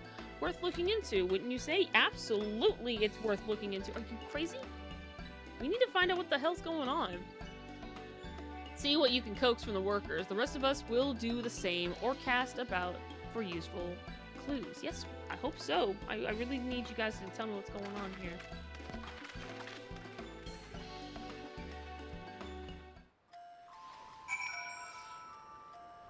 Okay. Well. Oh. Luna. Luna's nudging my arm. Hold on. There we go. I can be on a bike. That way we can keep Sir Midnight with us. Oh my goodness. Look at this. Look at this place. Look at the grapes. Look at the grapes. Honestly, like, this reminds me of, like, Vilbrin, you know? Or the island of Vilbrin, which is also, basically where Limsa Lominsa is. And that's Kevin's home now. Like, that's where he lives. That's his everything. But yeah, I remembered seeing a video either really early this morning or really late last night where we're like, hey, look, those look like crystals. And they are. It's basically, the grapes are in the shape of crystals. Which I don't mind. After 1.0 shenanigans with 1,000 polygon flower pot, yeah, you better freaking believe it. You want polygons? That 1.0 have polygons for days, boy. What crops are we raising? Well, as you can see, this one is a variety of grape. Only needs a good source of sunlight to grow, and the conditions here are nothing short of perfect. Hardly surprising, given that it's native to a particular locale and the very place upon which Labyrinthos was modeled, a region in the south of Isilbard. Ooh. It boasts remarkable habitat diversity, allowing a myriad of flora. Wow, I can't read. What in the hell is wrong with me? Allowing for oh my god, I can't. Flora and fauna. There, to thrive. Words. I can read. I really can, but my brain right now, I just can't. Chilly peaks in the north give way to swaths of temperate plains, which in turn transition into a hot, humid coastline. I feel like they're talking about Vilbrin, because Vilbrin, I will say, Vilbrin does have a vineyard. Like it's really close to Costa del Sol, which is basically on the other side of where Limsa Lominsa is, and further up the coast. Like, it's across the river from where the Red Mantis Falls are. And this is sad, I'm naming locations. I know where the Red Mantis Falls are. I know about the woods that are right there. I know about that's basically also where my ninja training is at, a little further south from the falls. And then you cross the river, which also is what connects these two maps together in one seamless, like, transition. is this river. So that, and of course going further up, you get to that little area where the major aetheryte is there, and yeah, just talking, lots of talking. Such bountiful territory is ever contested, excuse me, as you might expect, used to being called Corvos before the Imperials renamed it to Locus. Oh no, this is Garaha's home. That's okay. So I was like, for a second there, I don't know what made me think Isambard. I don't know what made me think Isambard was anywhere relatively close to Vilbrand. It is not. It is like fucking halfway across across the sea, past the other continent. Wow, where's my fucking brain today? I don't know what made me think that the island of Isambard, or at least the area of Isambard, was where Vilbrand is, because there's a whole fucking ass continent that is like separating these two like places together, or separating these two locations. Whatever made me think that Vilbrand was where Isambard is, I don't fucking know. But that's not where that is. I'm sorry. So, and Corvus, funny enough, Garaha mentioned that he was from Corvus, but then the Imperials, which are the Garleans, renamed it to Locus Meondis. Oh my god, I cannot speak! I am so sorry. The forum said it is not as a prize, however, but as a researcher's ideal environment. One whose climates we strove to recreate within the confines of Labyrinthos, it's since provided a rich foundation for countless experiments in cultivation. I can't read. I really just can't read today, and also cannot seem to be of clear mind. I think I'm losing it. I think, like, with every word and every, like, name and me just trying to, like, make sense of it all, I'm slowly losing it. I'm also saying, it's actually with an L, isn't it? No, it's not. It's an I, and then an L. So ill, so it's I-L. I-L.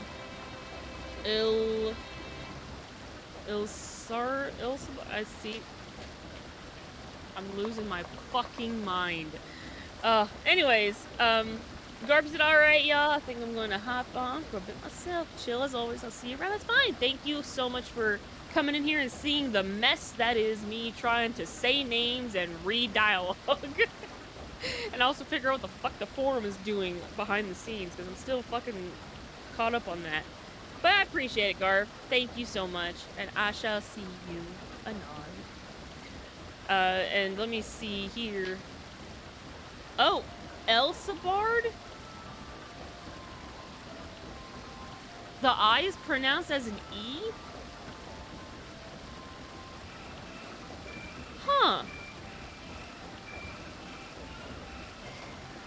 Have a nagging suspicion to see you in D&D soon, for no particular reason.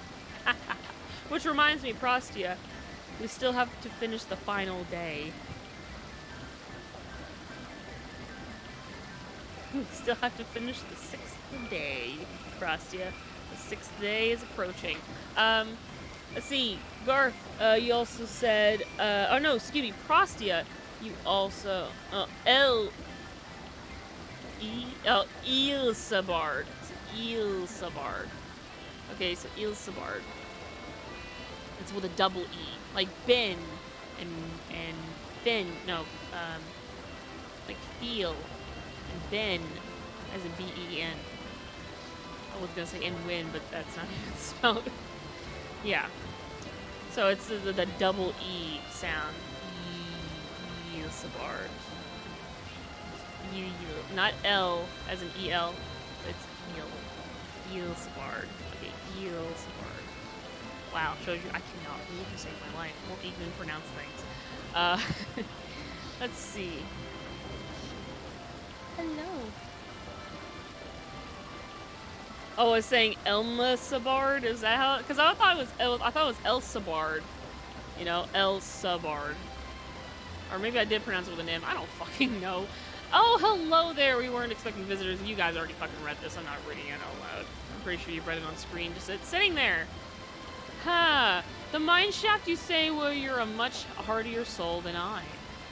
Under normal circumstances, I reward such tenacity with a guided tour of the field, but I'm afraid the forum has us filling order lists a mile long. I can imagine massive yet detailed requests, literal wagon loads of crop samples, and hardly any time to put them together. When I first heard of this grand reorganization, I assumed we would be shuffling around old stock to make room for the new. Then came the orders of ridiculous quantities of seeds we've hardly thoroughly researched. Passing strange, eh? I pressed for an explanation and was met with vague assurances that all would be revealed in due course. Not the most satisfying answer. I can only imagine. Now there's one more somewhere. Oh! Okay, no, there's a fight happening on the outside. I was like, what in the hell is going on over there? It's a fate! Oh, I could level up. No. I mean, I want to. A part of me could level up some more, or at least get some more levels, but... I mean, I think I'm okay. I'm already at level 82. We already leveled up to 82, so I think I'll be fine. Now I just need to figure out where the hell the last dude is. Alright. Or the last person. Aha! I knew I'd find you. Hello.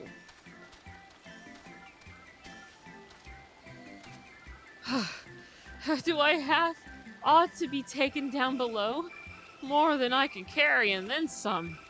Most of our stock is sent off via the cargo lift, but some have been earmarked for aerial transport. Hence the stack of crates atop the hill over there. Gods, hauling that lot up that slope was a job and a half. I can only imagine how tired you are. Also, that's aww, that's little bunny ears and everything. Oh, she's gone.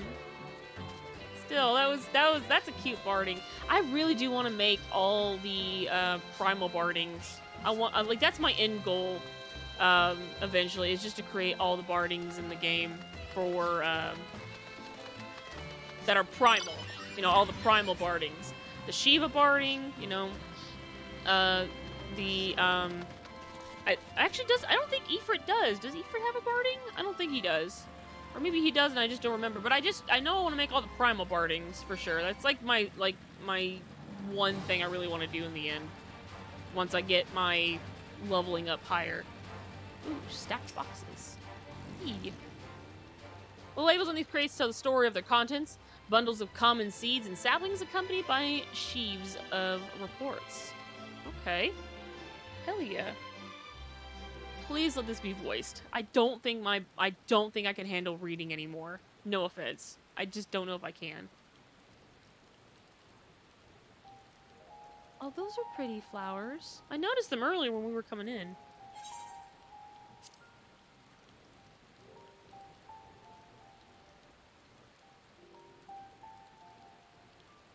Hard to look away, isn't it? Oh.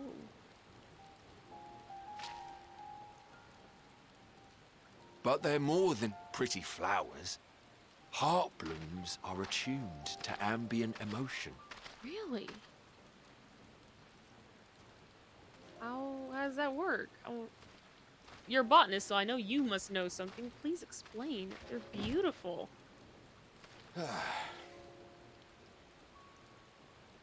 You don't seem convinced, but believe me, it's true.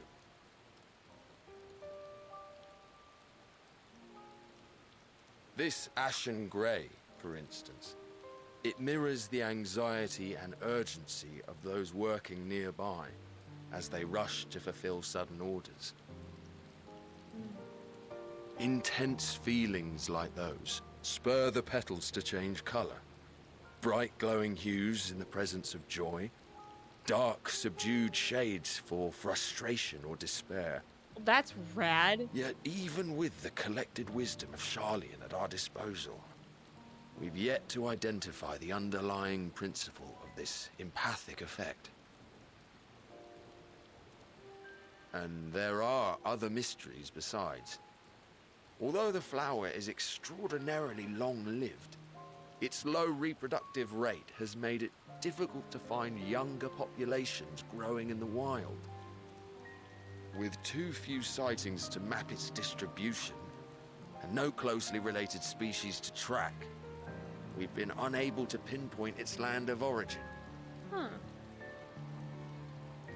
To further complicate matters, every culture, even dimly aware of its existence, has given it a different name and mythos.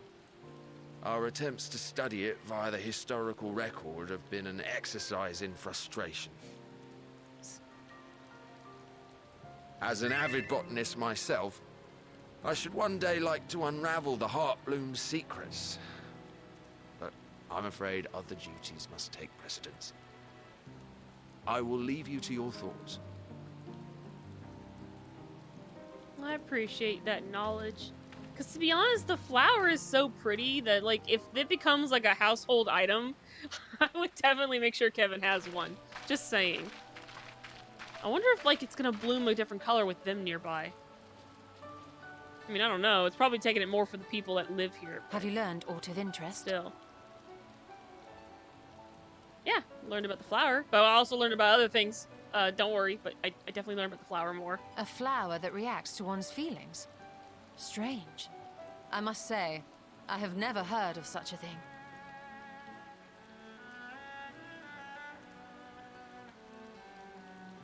This is all very fascinating.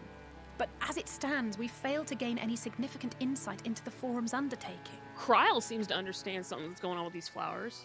Indeed. While there is certainly enough activity to support Erenville's supposition that a priority has been placed on improving food production, unfortunately for our investigation, these workers were never informed as to how their duties serve the master plan. Because I called him Erenville for a while, and I was like, no, it's Erenville. Erenville. If only we could interrogate the Forum members directly.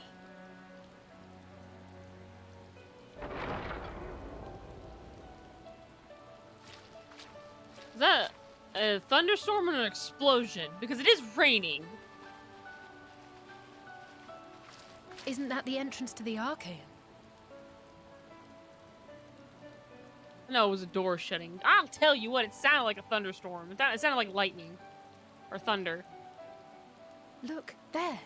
I think that's Erenville. It is. A little difficult to tell from here, but I think you're right. He did say he was coming down to make his report. Erenville receives his orders from the Forum.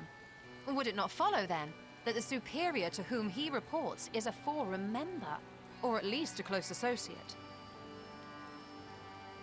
Yeah? You mean to eavesdrop on their conversation? What of the risks? Ours alone to bear. We won't interfere with Erenville's work, nor will he be implicated as an accomplice. This sounds dangerous work. If you're not comfortable taking part, I can do this alone. Or, you know, you can get the ninja to do it because Nay. I've got I said ninja myself powers. that I wish to know Father's intentions. And no answers will be forthcoming should we simply ask nicely. We can apologize later, should it come to it. Right now, we need every crumb of information we can get our hands on. Consequences be damned. And see, this is... I mean, again, this is kind of like... It I'm might like, be best man, if you came along as well. In fact, we should all... I have the ability to hide. Wait. Oh, I was about to say, I was like, Kryle's not in the conversation. She's over there, though. She's lost in the Kryle? And I think... Oh, yes. That certainly sounds like a plan. Kryle? I'm glad you agree.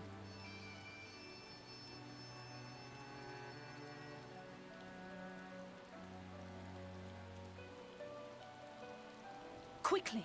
Erenville is on the move. We need to get closer before we lose him.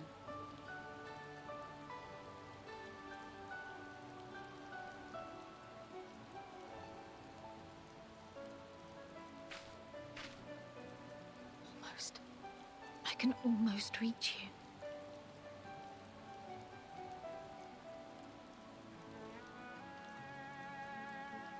There's something going on that Kryle is not telling us. I don't know what it is, but it is certainly becoming very questionable. Because I am worried about her. I am woefully worried about her.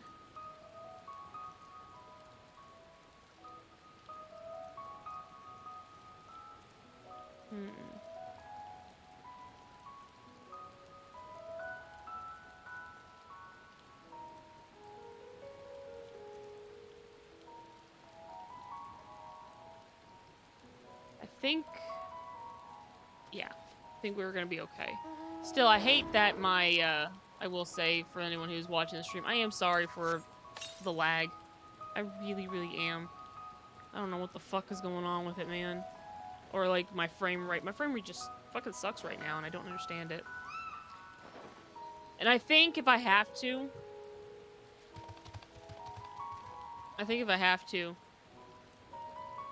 I'm probably going to, end the stream. Because, I mean, I don't know. It might just be my fucking laptop. I don't honestly know. I don't know if it's my laptop or what's going on.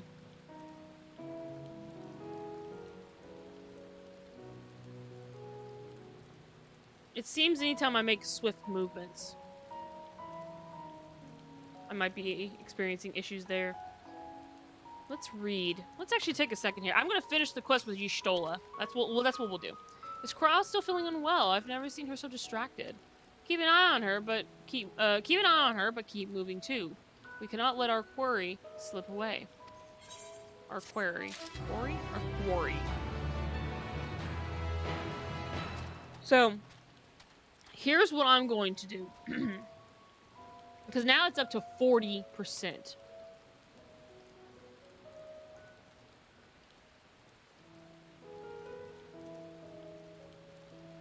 And that's not good. Apparently my CPU's at 19%. I'm definitely not smart.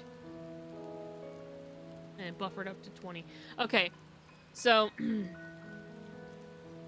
I know I'm experiencing some frame rate issues apparently.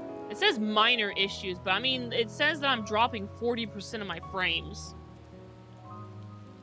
And this is from me standing still. And I think it's not the game, it's my laptop. So I don't know if I need to stop the stream and restart my computer or what's going on, but I feel like that's probably the best course of action right now. Because I am continuously dropping frames.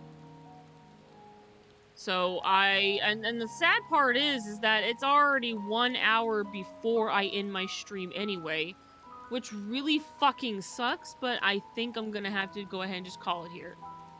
Which is good because we at least ended a quest. That's normally how I like to do this now, is like I like ending a quest, and as soon as I'm done with the quest, then I will can pick it up again with the next quest. So, as much as I really want to continue, at least for the next hour, I can't. Because this frame rate issue is getting worse, and I don't know what the hell is going on. And I don't think even my speech right now is coming through clear and easy for anyone to hear me, to be honest. I think we had a good moment before where my frame rate issue wasn't so bad, but now it's getting to the point where it's becoming impossible. I think. Because I don't know how bad it is, unfortunately. I'm not watching my stream on my phone or anything like that. I'm literally just streaming. And I'm only seeing, like, my bars are apparently, like, an orangey yellow, and I'm getting these red pop-ups telling me that I'm losing frames. So. What the hell are our two chocobos doing? Stop that. Sir Midnight, stop that. Okay, Sir Midnight. Let's just fix this. There we go. Stop it, Sir Midnight. You stop it now. You stop it now. Chocobos, am I right? Anyways.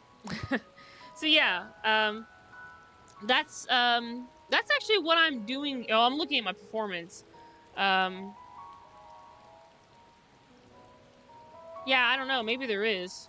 I'll open it up and find out. I actually really need to put my task manager on here. It could be something on here. Into taskbar. That way I can open it up quicker. Let's see. I don't know. Maybe there is. Jesus Christ.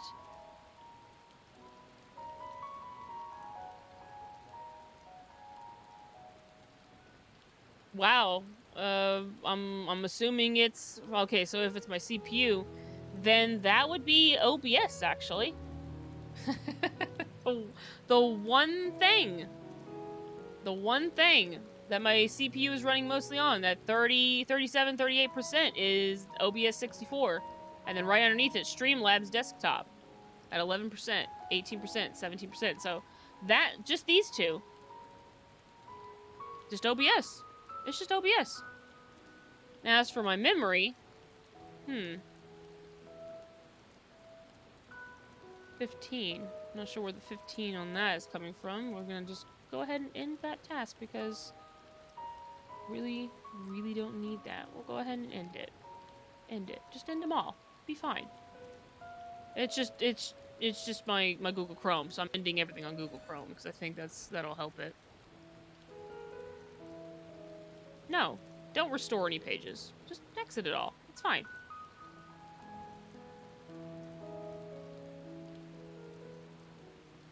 Yikes.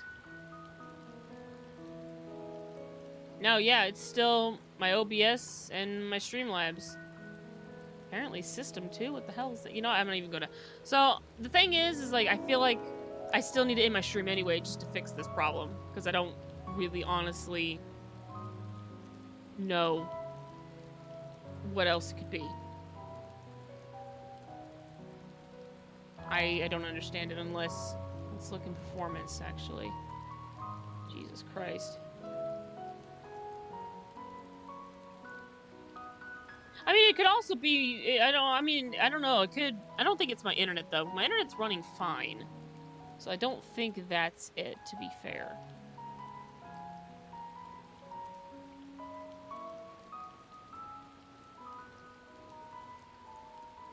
I don't think it's that.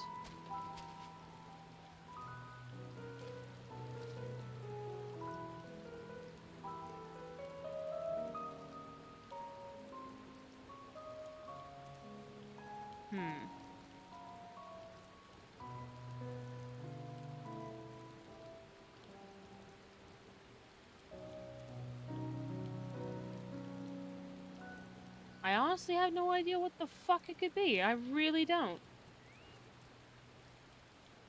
I'm wondering, however. Could be some other things I might have running. I'm just gonna open this up. There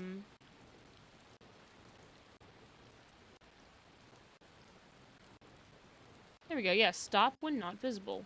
Let's do that. Maybe that'll, or yeah, pause when not visible. Or no, yeah, maybe yeah, pause when not visible, unpause when visible. Yeah, that could work on that. See, I don't think that's really the underlining issue, to be honest. And the thing is like based on this, it's literally just OBS that's causing, yeah, oh my god, the memory on my OBS 64 is really fucking high. So yeah, I think I really just need to quit and restart. And I might do a little test run here or there, but I do not think I'll be streaming the rest anymore. I'll probably, yeah. So I'm gonna go ahead and end the stream, guys. That's what I'm gonna do because I need to restart my laptop. My laptop being poopy. That's exactly what it is. So let me go ahead and do this. Thank you guys for joining me. I do greatly appreciate it, but my my laptop's being completely poopy right now. Running at 30 frames. My CPU is really bad. I really need to restart. And I know it's fucking up the frame rate, so I apologize, guys. I gotta end it. I'm ending it early. Ending it an hour early. Might get some stuff done, so we'll see. But yeah, I appreciate, though, y'all coming by. I'm just sorry for it being shitty. I really am. I'll figure out what the fuck's going on, and I'll try my best to fix it. But otherwise, that's it for me today. Thank you guys so much for watching. I'm Kat the Gamer Gal, and I will see you guys tomorrow. Later, Gators.